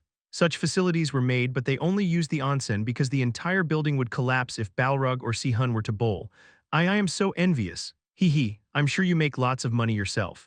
Don't you, NGH? Even so, not enough to live in a place like this. Tisu smiled bitterly and shook his head. Whoom, as they were chatting away. They were enveloped by golden light out of nowhere. This is anxiety-filled Kang-woo and Tisu's expressions. Children of the broken law, a giant lion with a radiant golden mane appeared in front of them. Motherfucker, Kang-woo fiercely frowned as the monster known among players as the Wikiholic. The golden lion, nearly 5 meters tall, stood in front of him. I will test whether or not you are worthy of pursuing the truth even within the tilted scale. Hyung-nim, I know. Tisu quickly stood between the Wikiholic and Kang-woo. Ker-thunk, his wristwatch turned into a white shield covering his upper body. Kang-woo, who was behind Tisu, anxiously touched the golden barrier around them. Shit. He gathered the meager amount of demonic energy from the abyss into his hand and hit the barrier, but it did not even budge. My body hasn't been destroyed, so I can't destroy the barrier using the demonic sea. Self-harm was pointless because it did not register as a threat to the demonic sea. The Wikiholic did not seem to have any intention of attacking, and Kang-woo had no way of defeating the Wikiholic who possessed deific essence. Then the only choice left is to answer its question correctly. Kang-woo gritted his teeth and clenched his fists. Cold sweats ran down his back. It was the least desirable choice, but there was no other way. Here is your question, said the Wikiholic. Kang-woo gulped. The man's full name is Andrew Warhola Jr., and one of his best-known works is the Marilyn series. He was a leading figure in the pop art movement from the 1960s to the 1980s, a pioneer of modern art, and left an undying legacy. What name is he best known as? And recite one of his famous quotes. As Kang-woo had heard. The question sounded like an SAT question. His eyes widened. I think I know this. He did not have even an ounce of interest in art, but the individual was so famous that he had at least heard the name before. His name is Andy. Kang-woo fell into thought as he pulled on his hair. Boom, just then. Tisu confidently stepped forward. Ha, I was worried over nothing. Wait a goddamn second, please. Just stay put, I have the answer. There's no fucking way you do. That artist said this, shouted Tisu as he clapped his hands together. Kang-woo's eyes shone as he saw how confident Tisu was. He stared at him full of anticipation. Could it be? There's no way he would be this confident if he didn't know. Tisu put down his shield and shouted. Take a shit, the fuck? You want to take a shit right here and now. Only then will you become famous. Of course you become famous if you take a shit in public. That is the most famous quote from the artist I admire the most. Andy asshole, son of a bitch. Admire most my ass, you should have at least gotten his name right, damn it. Haha, perfect answer. Is it not? The lion with the golden mane stared at the two men. Kang-woo quickly extended his arm and shouted, Hey, wait, I'll answer it, give us a little more time. Wrong answer. The Williholic said firmly, You are not worthy of receiving the great Akkart's blessing. A golden wave wrapped Kang-woo and Tisu. Kang-woo turned to Tisu, who was dumbfounded about why his answer was wrong. Before getting swept by the wave. Fucking MORO. Kang-woo and Tisu disappeared along with Kang-woo's desperate screams. 1. His way of speaking doesn't translate well to English. 2. This is how Tisu refers to Han Xiala. Side Story Chapter 18 Temple of Truth Part 1. Kang-woo's vision was dyed gold. The feeling of sinking into deep water spread throughout his body. It felt similar to when he was sucked into the abyss of the demonic sea. Fuck my life, fuck getting fresh air. I should have just lazed around at home with darling. Where are we even going? Kang-woo had no idea because all he could see was golden light. He felt as if countless arms were pulling him in. He was falling. Falling some herg. Kang-woo opened his eyes as he coughed. He drew out his meager amount of demonic energy and looked around. Where am I? He was in a large garden filled with golden light. Seeing the white water pouring out of a giant fountain cleared his head. The hell did I die and go to heaven? The garden was so beautiful that Kang-woo naturally had such thoughts. No, he shook his head. Think calmly, there's no way I would go to heaven, rather. He couldn't even die, then where am I? Kang-woo looked around and saw a giant building beyond the trees entangled like a maze. A temple. It was a grand temple that one would normally see in Indian films. Where the hell is this place? Kang-woo frowned and clenched his fists. Just then, Kang Ti-soo, who had been unconscious near Kang-woo, woke up. Where are we? Hyung-nim. Kang-woo leaped into the air without hesitation.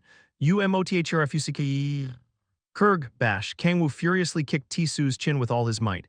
He then got on top of Ti-soo, tumbling across the ground, and grabbed his collar. You should have just kept your fucking mouth shut if you didn't know the answer. Kurg, I am sorry, Hyung-nim, I made a mistake. How the fuck do you even make that kind of mistake? You fucking idiot. Who in their right fucking mind would want to be remembered for telling people to become famous by taking a shit? But you would become famous, would you not? That's not the fucking issue. Damn it, Kang-woo shook Ti-soo by the collar in unrestrained fury. Ti-soo coughed as he shouted, I am so sorry. Hyung-nim, boom, he smashed his head into the ground so hard that it cracked the garden floor and burst into tears. I thought it was the right answer. Sniff, my brainless self ended up dragging you into danger. I can't argue with that. The shit you made is so big that I can't say otherwise. I am sorry. Hyung-nim, boom, boom, boom. Ti-soo slammed his head into the ground in tears. The stone floor caved in as if an excavator dug it. Kang-woo reached out to Ti-soo. Stop it, Ti-soo. You're gonna make your idiot brain dumber. Sniff. Hey. Kang-woo sighed. He knew Ti-soo meant no harm, but that did not quell his rage. But now isn't the time to blame others. They needed to rack their brains on how to get out of this unknown temple. That aside. Where are we? Kang-woo wondered. Who knows? Let's take a look around first. If this was where the players who failed to correctly answer the Wikiholics questions were sent. There might be other players here. There doesn't seem to be anything dangerous. It was but a beautiful garden. Hyung-nim, there is something written on the fountain, Ti-soo shouted as he pointed at the fountain spewing white water. Kang-woo approached the fountain and saw a language he had never seen before. He placed his hand on the letters faintly glowing gold. Woom, the letters shone brighter once he placed his hand on them. Only those who have realized the great Akkart's truth may leave this temple. The hell is this? Kang-woo frowned as the meaning of the message flowed into his head. That means there's a way to get out of this place. He had no idea what it meant to realize the great Akkart's truth. But they would be able to escape this temple if they fulfilled certain conditions. Let's move. Ti-soo understood. They couldn't dilly-dally now that they found out there was a way to get out of this place. Kang-woo turned around and stared at the temple afar. I think we have to go there, however. Kang-woo needed to do something before they moved. Abyss summoning. Wriggle. Kang-woo's hand split and the black mucus that flowed out of it gathered on the ground. Arg I am's wrath, Hyung-nim. What is? Think of it as a summon. Kang-woo summoned Satan and then set out as he looked around. Wait. He was walking to the temple through the maze-like garden and then grabbed Ti-soo, who was walking in front of him with his shield out by the shoulder. Did you find something? Hyung-nim, the smell. Kang-woo frowned and pinched his nose. A putrid scent that couldn't be imagined came from a heavenly garden wafted over. Ti-soo also belatedly noticed the scent and frowned. Kang-woo carefully walked to where the putrid scent was coming from. He arrived to see corpses as if they had been ripped apart by something. The pieces of the corpses covering the garden floor were so small that Kang-woo couldn't tell how many people there were originally. Hyung-nim, this is the mark of the Onyuri Guild, said Ti-soo as he picked up a bracelet on a severed arm. The Onyuri Guild was one of Korea's 5 great guilds. There must be something in this garden. Kang-woo narrowed his eyes and examined the corpses. 4, no. 5, there were 5 bracelets among the pile of corpses. He also examined the floor and could not see any signs of resistance. Players from one of the 5 great guilds were killed without any chance of resistance. It was grave news. Satan, patrol the area, come back here if you find anything.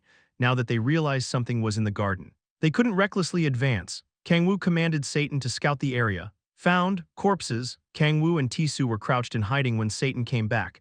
Kang-woo nodded and headed to where Satan discovered the corpses, where he once again found several torn corpses. Kang-woo and Ti-soo's expressions changed after examining the corpses.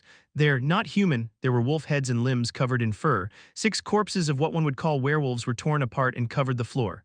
Hyung-nim. Could these beings have killed the Onyuri Guild members? No, I doubt it. Kang-woo shook his head. The injuries on the corpses are the same.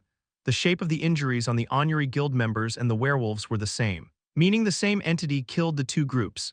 Then where did these werewolves come from? Kang-woo had never heard of players with traits that allowed them to transform into werewolves, even if there were. It was almost impossible for 6 players with the same ability to be dragged into this temple. Did the Wikiholic appear in Erner as well? Kang-woo couldn't think of anywhere else but Erner for werewolves to exist in, though I've never heard of werewolves in Erner. Kang-woo mumbled as he frowned just then. He heard voices around the corner. Are you sure this is the right way? We have to get to that temple no matter what. Kang-woo and Tisoo quickly hid behind a tree, 2 men and 1 woman. Kang-woo peeked out of the tree to check the number of people crossing the garden. Hiya, Titiho Hyung, more corpses. SHH, stop yelling. Young Hyun-soo warned the woman who was following from behind at the scared man. Why yeah, I'm sorry Yoon-hee Nuna. The man named Hyun-soo lowered his head. Shit. How many does this make? The man named Tiho stomped his foot in irritation. Unlike the slender Hyun-soo, he was quite muscular with thick eyebrows. Just then the woman flinched once she approached the corpses on the ground. Tiho. These aren't human corpses. What the hell, W-wolf heads? The 3-man party examined the corpses in confusion just like Kang-woo and Tisoo had. And no more, I can't take this anymore, take me back home, shouted the panicking Hyun-soo as he pulled on his hair. Stay still. Damn it, before I throw you to the monsters as bait. Tiho said in irritation. Hyun-soo flinched in surprise and then kept his mouth shut. Are they players who were dragged in here by the Wikiholic? Kang-woo narrowed his eyes as he examined them, just like him and Tisoo. They seem to have been teleported to this garden after failing to correctly answer the Wikiholic's question. He cancelled Satan's summon and poked Tisoo with his elbow. Go talk to them, Kang-woo said. You understood. Hyung-nim, and don't call me Hyung-nim in front of them. They would only get more wary if Tisoo called Kang-woo, who looked like a little boy at the moment. Hyung-nim, Tisoo nodded and carefully approached the 3-man party. Who's there? Crackle. Tiho, who noticed Tisoo's presence, turned to Tisoo before he had a chance to greet them. Enormous blue lightning gathered on both of Tiho's hands, about to be fired at Tisoo. Wait. Tiho, he's human, shouted the woman named Yoon-hee as she quickly grabbed Tiho's shoulder. Shit, who are you? He shouted even more aggressively. Embarrassed by the fact that he was scared by a person, Tisoo approached them with his shield and Kang-woo followed from behind. My name is Kang Tisoo, I am a member of Guardians. Guardians, what's that? The 3 people tilted their heads in confusion, seeing that. Kang-woo frowned. They don't know about Guardians. Every player on Earth knew what Guardians was. After all, it was the organization that saved the world. It might have been understandable if one of them didn't know. But not all 3 of them. I don't know what Guardians is. But my name is Kim Tiho. I am a 7-star apostle of Ishvalda. Ishvalda, 7-star apostle, what the hell does that mean? Kang-woo and Tisoo also stared at Tiho in confusion. What, you guys have never heard of me? Asked Tiho in confusion. His expression was not that of arrogance or vanity. He was genuinely confused as to why Kang-woo and Tisoo did not recognize him. A 7-star apostle. Wait a second. Just then, Kim Si-hun's words popped up in Kang-woo's head. The outer worlds are, if we were to make a comparison to novels or comics. In a completely different universe. Werewolves that didn't exist on Earth, people who did not know about Guardians, and a rank of power known as a 7-star priest, there was only one answer that could be surmised from the information gathered. In other words, it's not just players of Earth. Kang-woo looked at the werewolf corpses and then back at the 3 people. Beings from various outer worlds were dragged into this temple. The situation was far more complex than expected. Side Story Chapter 19, Temple of Truth, Part 2. How much of a bumpkin do you have to be to have never heard of me? Kim Tiho mentioned as he snorted. Kang-woo stepped forward from behind Kang Tisoo and overreacted. Lo, could you be the god of thunder? He had no idea whether or not people referred to him as that, but it didn't matter. What? The manly face, the thick eyebrows, the intense lightning crackling on your arms. You're the legend who can strike lightning even under clear skies. Right? Tiho coughed and scratched the back of his head. I mean, well, I guess you aren't an uneducated bumpkin. Look at this dude smiling. You've never been called the god of thunder. Have you? Wow, I knew it. It's an honor to meet the god of thunder in this place. Why, you are too noisy, child, said Tiho as he turned his head, sounding much less wary than before. Kang-woo smiled. Yeah. We may be from different worlds, but humans are all the same. Suck up to them once and they let it get over their heads. I'm practically a pro at sucking up to people after all the time I sucked that son of a bitch Bale's ass. I betrayed him later. Though, in any case, Kang-woo could more or less tell if a person liked flattery or not just from their eyes. Were you also teleported here by the Golden Lion? Asked the woman named Yoon-hee. Her calm voice matching her intellectual and glasses look. Correct, we were dragged here by the Wikiholic, Tisoo answered. Wikiholic, Yoon-hee tilted her head in confusion. Likely because the monster was not known as the Wikiholic in their world. Kang-woo subtly stepped on Tisoo's foot as if telling him to shut his mouth. He then answered. I named it the Wikiholic because it only asks questions you would normally see on tests. Oh, come to think of it, the monster only asks things you would see on Namuwiki, remarked Yoon-hee. Smiling as if finding the name entertaining, Kang-woo's eyes narrowed. So they have Namuwiki in their world too. He then realized that the otherworldly beings were also speaking in Korean.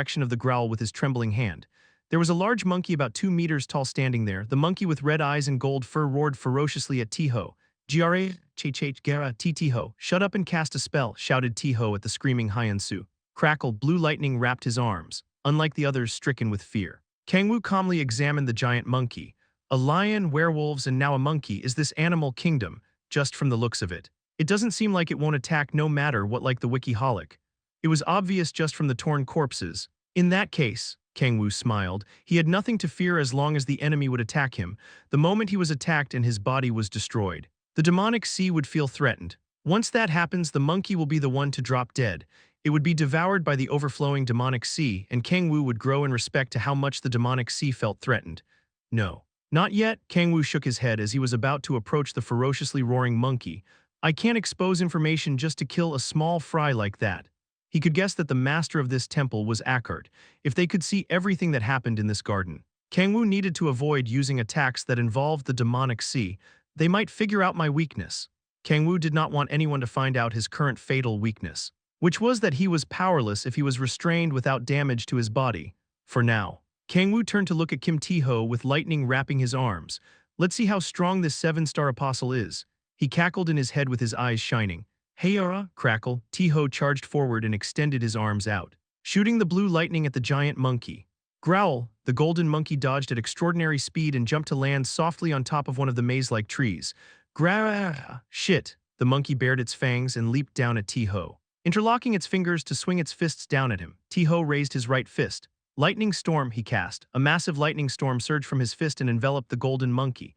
The storm burned the monkey to a crisp as its agonized screeches filled the garden. Damn, our little Pikachu is pretty strong. Kang-woo was impressed by Tae-ho, who overpowered the monkey. It was understandable why he had treated Kang-woo and Tisu as bumpkins for not knowing who he was.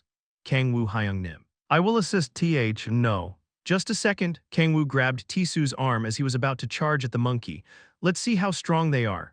He then examined the three outer world people as they fought against the golden monkey. From a distance, watch out Tiho, Hyun-soo and Yoon-hee joined the battle. Hyun-soo extended his arm to fire a ball of lightning. And a barrier of light wrapped Tiho once Yoon-hee shone with white light. Young Hyun-soo looks like a ranged mage. And that woman is probably a healer. Yoon-hee did not heal, but Kang-woo had a feeling she was a healer because she formed a barrier. Kang-woo clicked his tongue in disappointment as he watched their battle. They're not worth much compared to Kim Tiho. Tiho was quite strong even from Kang-woo's standards, but the other two were average. Blue lightning surged upward and burned the golden monkey. The monkey fell from the tree and staggered, unable to maintain its balance. Heya, Tiho panted heavily. He wrapped his arms with lightning again as he stared at the monkey. Kang-woo wondered if the battle would end with Tiho doing all the work. But it was not over yet. Fuck. There was more than one golden monkey, 5 of them surrounded the party. Likely here after hearing the first monkey's roars. What should we do, Tiho Hyung? Shut up, I'm thinking, Tiho bit his lip anxiously. It's too soon to use that. He clenched and relaxed his fists repeatedly. His expression full of hesitation. He did not think for long. He glanced back at Kang-woo and Tisu. After making up his mind, he grabbed Yoon-hee's arm. Run, W8. Tiho, shit, we have no time to waste, Tiho shouted impatiently. Yoon-hee stared at Kang-woo hesitantly, seemingly troubled by the idea of leaving a little boy behind to die, seeing her eyes full of hesitation. Kang-woo slowly walked toward her. All right, I've decided on what to do. Kang-woo slightly lowered his head and smiled. Nuna, my weenie feels weird, whoops. Wrong line, I'm sniff, so scared, wow. He grabbed Yoon-hee's arm and burst into tears. His expression filled with terror. 1. Animal Kingdom is a Korean animal documentary program. Side Story Chapter 20, Temple of Truth, Part 3. Acha, please help me. Nuna, Kang-woo looked up at Yoon-hee, bawling his eyes out as he grabbed her clothes. Yoon-hee, who was about to leave Kang-woo and Kang Ti-soo behind as Kim Tiho said. Froze, the crying pure little boy should not be here. Yoon-hee gulped, wondering why such an innocent and cute boy was sent to this hell. As well as why she tried to abandon him instead of protect him. Her expression was stained with guilt. Good, Kang-woo smiled in his head. She's the only one among the 3 who seems to have humanity. So I doubt she can leave behind a child to die. And if she didn't live, Tiho couldn't either. Hey, see Choi Yoon-hee, get the hell out of here already, Tiho shouted. But we can't leave this boy here. Fuck, what the hell are you talking about? We're about to die. We have to take this boy with us. The 2 of them shouted at each other, their faces getting red with anger. Neither of them willing to back down. Kang-woo burst into laughter in his head as he witnessed the sitcom. This is the problem with having humanity. He clicked his tongue in his head as he stared at Yoon-hee, desperately trying to protect him. Not only that, the reason she was protecting him with her life was simply because he was a child. It makes no fucking sense. Your life should always come first. Why would you risk it for a brat you've never met before? You sure have it hard. Tiho, Kang-woo stared pitifully at Tiho, whose face was getting red from fury. He might die from high blood pressure. Well, whether he dies or not is none of my business. Yoon-hee Nuna, Kang-woo hugged Yoon-hee and burst into more tears, not forgetting to tremble. Why, your name is Kang-woo, right? Yoon-hee asked. Yes. Nuna, don't you worry, I'll keep you safe. Yoon-hee grabbed Kang-woo's hands, her eyes blazing firmly. Righteousness was a tough gig. Son of a, Tiho's expression paled. The 5 golden monkeys surrounded them as they were arguing. Kurg, he bit his lip. Running away was no longer an option. That fucking brat. Tiho glared at Kang-woo, who was in Yoon-hee's arms with animosity, and took a deep breath. He declared, all of you stay still. Tiho Hyung, are you? Young Hyun-soo's expression hardened. Having an idea of what Tiho was about to do, Tiho slowly walked toward the golden monkeys. O almighty Ishvalda, bless unto your child the blessing of thunder. Spark. Crackled. Tiho's hair spiked up. Intense lightning sparks raged like a storm. He who was enveloped in blinding lightning sparks muttered, Ultracarge. The lightning storm was sucked into Tiho, amplifying his energy output many times over. What? Pikachu is evolving. Kang-woo's eyes shone as he stared at Tiho, exuding immense energy after using some sort of technique. Boom, haraya. Tiho, enveloped in lightning, charged forward. 2 golden monkeys leaped at him from his sides. Crackle, the monkeys screeched as they burned to a crisp, being engulfed by a wave of lightning pouring out from Tiho. Die! Tiho crazily swung his arms, blue lightning shooting out of his hands like a laser with each swing. What power! Kang-woo clapped inside his head as he witnessed the amazing destruction. However, it did not last long. Huff huff. Huff, the hell, it's over already. The immense lightning wrapping Tiho disappeared after only a few moments. He had used up his strength in less than 2 minutes. What are you? A rabbit, is that the longest you can last? Yunhee Nuna's not gonna like that. Cough, cough, Kurg. Tiho Hyun-su, who had kept hidden in the back, ran to the heavily panting Tiho. Hey, are you okay? Hyung Kurg, are those fucking monkeys dead? Asked Tiho as he grimaced in pain. Likely as a price for using the technique he referred to as a blessing. It had not lasted even 2 minutes, but it was so powerful that the 5 golden monkeys were sprawled on the ground. Charred black grrrrrrrs grazes, however. 2 of the 5 monkeys stood up. They roared even more ferociously than before as they pounded on their chest. Eek, they're still alive. Shit. Hyun-su and Tiho's expressions paled. Gra. The 2 monkeys charged at Hyun-su and Tiho.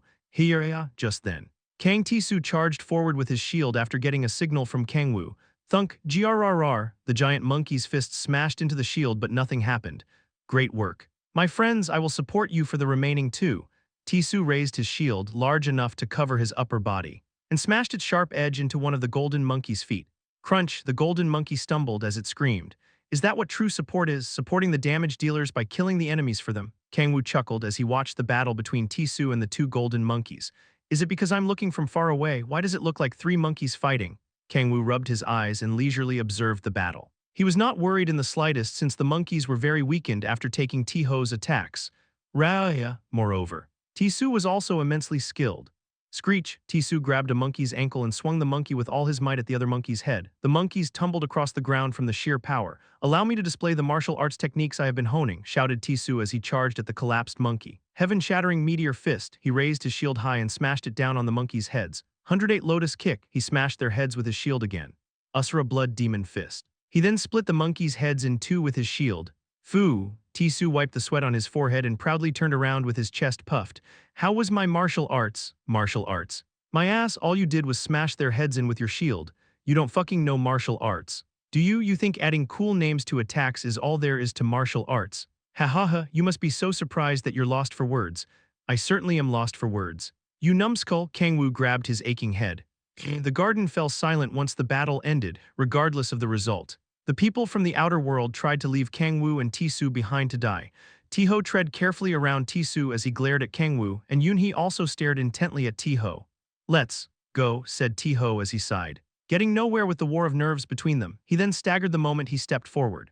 Hyun-su quickly supported Tiho. Kurg, shit, Tiho bit his lip. It seemed he was still experiencing aftereffects from using the powerful technique earlier. Shall we take a short break? Suggested Kang-woo as he stared at Tiho with a smile. Shut up. Tiho glared at Kang-woo and walked toward the temple with Hyun-su supporting him. Thank you very much. Nuna, said Kang-woo as he held Yunhee's hand, following behind Tiho. And not at all, I only did what I should have done. Yunhee was staring at the staggering Tiho from behind. Her expression full of guilt, she likely thought it was her fault that Tiho was in that state. Tiho, I helped you out. Okay, Yunhee owes you one now, who knows, this might be what triggers you 2 to hit it off. Kang-woo snickered by himself under the somber mood. Finally, after defeating a bunch more golden monkeys, the group arrived at the temple that had been far away 2 hours ago. I wonder what we have to do to get out. Kang-woo looked around the temple. The group cautiously entered the temple. Yunhee blocked Hyun-su's mouth as he was about to scream. O almighty Akkert said lights a path for us to walk. O almighty Akkert said lights a path for us to walk. O almighty Akkert said lights a path for us to walk. O almighty Akkert said lights a path for us to walk. Inside the spacious temple was a golden monkey praying at extraordinary speed. It was different from the monkeys they came across in the garden. It was around 7 to 8 meters tall and was sitting cross-legged, facing away from the group. Oh, truth, truth, truth, truth, truth. Truth, bang, bang, bang, bang, bang. The golden monkey smashed its forehead into the wall in front of him. The impact was so powerful that it shook the temple with each head smash. Answer, I want to know the answer. I want to see the truth. Bang, bang, bang. The monkey continued to smash its head into the wall despite his forehead bleeding. None of the 5 people could open their mouths as they witnessed the lunacy. They thought the same thing despite not saying a word to each other. Fu. Kang-woo's expression was also frozen as he witnessed the suffocating sight. It looked so fucking dangerous. He was getting chills as he stared at the golden monkey mumbling at extraordinary speed and smashing its head into the wall. One look at it and anyone can tell the son of a bitch is the boss. However, Kang-woo was so intimidated by its madness that he couldn't recklessly approach it. Let's leave it be for now and run. His instincts were screaming danger at him as he looked at the monkey. Recklessly charging at it just because he was immortal would be stupid. Kang-woo quietly turned away so that the golden monkey wouldn't notice. Gulp. The others also turned away from the monkey. Thinking the same thing as Kang-woo, crack, just then the ground Kang-woo stepped on split out of nowhere. Whoom, intense golden light surged from the crack. Oh fu, Kang-woo turned his head, his expression as hard as stone. Who? WHO. Who DARES disturbed my sacred pursuit of the truth. The monkey's splitting screech sent chills down Kang-woo's spine. Fuck, he gulped before raging madness. A single mistake had led to an unavoidable battle. If I can't run, I won't hesitate. Kang-woo pointed at T-ho without hesitation and shouted with all his might. It was HIM, I never hesitate. Side Story Chapter 21, Temple of Truth, Part 4, What? Kim T-ho turned around in confusion, unable to understand what he had just heard. After a short silence, groaned the golden monkey as it pulled on its golden mane like that of a lion, its rageful eyes pointed at T-ho. You. You. So you're the one who disturbed my sacred pursuit of truth. Its screeches shook the entire temple, the golden monkey hysterically pulling its hair. Glared at T-ho with animosity. W8, it wasn't me, shouted T-ho in pallor and belatedly pointed at Kang-woo. It was that damn brat. I'll kill you, I'll kill you, I'll kill you, I'll kill you. I'll kill you, how dare you. How dare you. I said it wasn't me. T-ho's shouts no longer reached the golden monkey's ears. It gritted its teeth and crouched as if it were about to charge at T-ho any second. Tusk. Kang-woo clicked his tongue after confirming the golden monkey was solely focused on T-ho. That's why you should always watch your step. The monster was disturbed because T-ho broke the floor. He's reaping what he sowed. Come to think of it. T-ho was an antisocial psychopath who had tried to use a little boy as bait just to save himself. He has no empathy. Kang-woo clenched his fists. Boiling with anger, someone who would use a fellow person as bait without hesitation to save themselves could not even be considered human. Sick bastard. Kang-woo was certain the tile T-ho stepped on broke for absolutely no reason because of all the bad karma he had accumulated in his life thus far. Kang-woo turned around as if it couldn't be helped. T-su, take that lady and run, he said as he pointed at Choi Yoon-hee trembling in fear. Unlike the antisocial maniac psychopath Kim T-ho, who would use even a little boy as bait for a monster without batting an eye to save himself, Kang-woo was a saint who always paid back a debt he was owed. Yoon-hee had protected him, so he would naturally do the same. What about you? Hyung-nim, Kang T-su asked. I'm gonna stay here. The energy exuding from the monster in front of him was on another level compared to the other golden monkeys they had encountered, no matter how strong T-su had gotten. He would stand no chance against it, and neither would T-ho. In the end, there's no other choice but for me to face it. It would have been a different story if the monster had not noticed them, but now that it had. A battle was unavoidable, regardless. They would come across that monster sooner or later as long as they were stuck in this dimensional space. Kang-woo examined with deeply sunken eyes the golden monkey charging at T-ho. He took a few steps back to widen his distance from it. The reason why he was widening the distance despite deciding to fight was simple. I need as much info on it as possible. Kang-woo's body was not yet in its complete state. The fact that he couldn't even fight properly until the enemy attacked and stimulated the demonic sea was a fatal weakness. To make a comparison, he was a bomb that would obliterate everything around him if he were touched. In other words, he was powerless to do anything unless he was attacked. The monkeys we've come across until now didn't have the intelligence to figure that out. However, the monkey in front of him was intelligent enough to speak. Akkart, oh great Akkart, bestow unto me the answer, the truth. Well, I doubt I have to worry about that from the state it's in. But you can never be too careful. Nothing better than gaining info about a monster at the cost of an antisocial maniac psychopath's life. It was like killing two birds with one stone. It is too dangerous for you to stay here by yourself. Hyung-nim, enough, take that lady with you and run already, Kang-woo repeated firmly. He glared at the hesitant T-su, who then flinched and bit his lip anxiously. I will trust you, Hyung-nim, he replied as he rushed to the blankly standing Yoon-hee and lifted her. Kaya, what are you doing? Bear with it for just a moment. T-su placed her over his shoulder and turned to run into the garden. Why, you bastard, what are you doing? Oh great aka RT? T-ho tried to chase after T-su. But the golden monkey roared as it leaped, the 8-meter-tall monkey soaring through the air as if it grew wings. Motherfucker, Gah Hyung, don't come this way, that monster is coming after you, shouted Young Hyun-soo, who was about to run away as well after seeing T-su running after seeing T-hu approaching him. What did you just say? Don't tell me you're trying to run away. You fucking bastard, T-ho shouted. What the hell do you want me to do when that crazy monster is chasing you? Use magic or something to stop it. Don't fuck with me. You dipshit, what did you say to me, dipshit? Did you just call me a dipshit? T-ho and Hyun-soo grabbed each other's collars, their faces red with anger amidst the chaos. Kang-woo expressed. With this, the kind woman who tried to protect the boy's life was saved. The irredeemable scumbags who tried to save themselves by using fellow people as sacrifices were punished. And the boy destined to fight to the death against the anti-human monster attained knowledge to defeat it. A world where no one is hurt has been completed. Kang-woo closed his eyes and took a deep breath. The hell are you acting all cool for? You fucking brat, hurry up and do something about that Mons arg, help me, grah. Once Kang-woo closed his eyes, the noisy screeches and curses sounded like music to his ears. Crunch, kurg. Cough, blood spewed from T-Ho's mouth. His broken limbs were drooped lifelessly like those of a Momo figure yukata ver, dropped by a nephew who came over on a holiday. Fu, CK, T-Ho looked up using what remained of his strength as he writhed in pain. Arg, he could see Hyeon-soo collapsed on the ground in a similar state. He wondered how this could have happened. T-Ho shifted his gaze to the boy with a slightly arrogant look in his eyes, who was examining him intently as if T-Ho were a science experiment. The boy then smiled brightly. Shouldn't be a problem. He remarked T-Ho had no idea what the boy meant by that.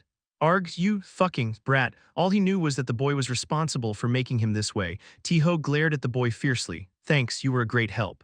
The boy said as he snickered and leisurely walked toward him. T-Ho remained silent. You, in T-Ho's eyes. A silhouette of a demon faintly overlapped with the pure and innocent boy who had been crying in Yoonhee's arms earlier. I thought about letting you die. But Yoonhee Nuna will get sad. Bash, the boy smiled and kicked T-Ho on the chin. Kurg, right then. Kang-woo looked down at the unconscious T-Ho and then slowly raised his head. Aga, O great Akkart. I beg of you, bestow unto me. Me the answer. The golden monkey who had overpowered T-Ho and Hyeon-soo was crouched and pulling on its hair. Kang-woo walked toward the monkey. He had not gained much but became sure of two things. It can talk, but other than that, it's no different from the monkeys in the garden. The giant monkey did not possess enough intelligence to figure out Kang-woo's weakness. And one more thing, you called Kang-woo as he stared at the monkey with deeply sunken eyes. You were also dragged here by that damn golden lion. Weren't you? The giant monkey and the other smaller monkeys killing people in the garden had never been Ackart's subordinates. They were nothing more than one of the countless victims taken captive by the Wikiholic like the players and the werewolves. Only those who have realized the great Ackart's truth may leave this temple. Kang-woo recalled the words written on the fountain they saw when they first arrived in the garden. The golden monkey was in a mad pursuit of the truth and mercilessly attacked anyone who disturbed his pursuit, because you haven't found a way to get out of this damn place either. Ayaha. The golden monkey twisted and turned in agony. It screamed madly. No, no. No, I'm not trapped. The Great One has bestowed knowledge unto me. The Great One has blessed me. Only those enlightened by the truth can break that golden wall and earn the right to return to his side. The golden monkey pointed at the golden wall that it had repeatedly smashed its head into earlier. On the glowing gold wall was an intricately engraved design of a balance scale. That's why. That's why. The golden monkey scratched its face with its sharp claws, blood pouring out of the scratches like a fountain. That's why I have been enduring his mission of pursuit for all this time. That's what we call being trapped, dumbass, mentioned Kang-woo with a frown. Oh Akkart, oh almighty Akkart. The golden monkey shed tears of blood. I beg of you bestow upon Rajing the truth. Truth.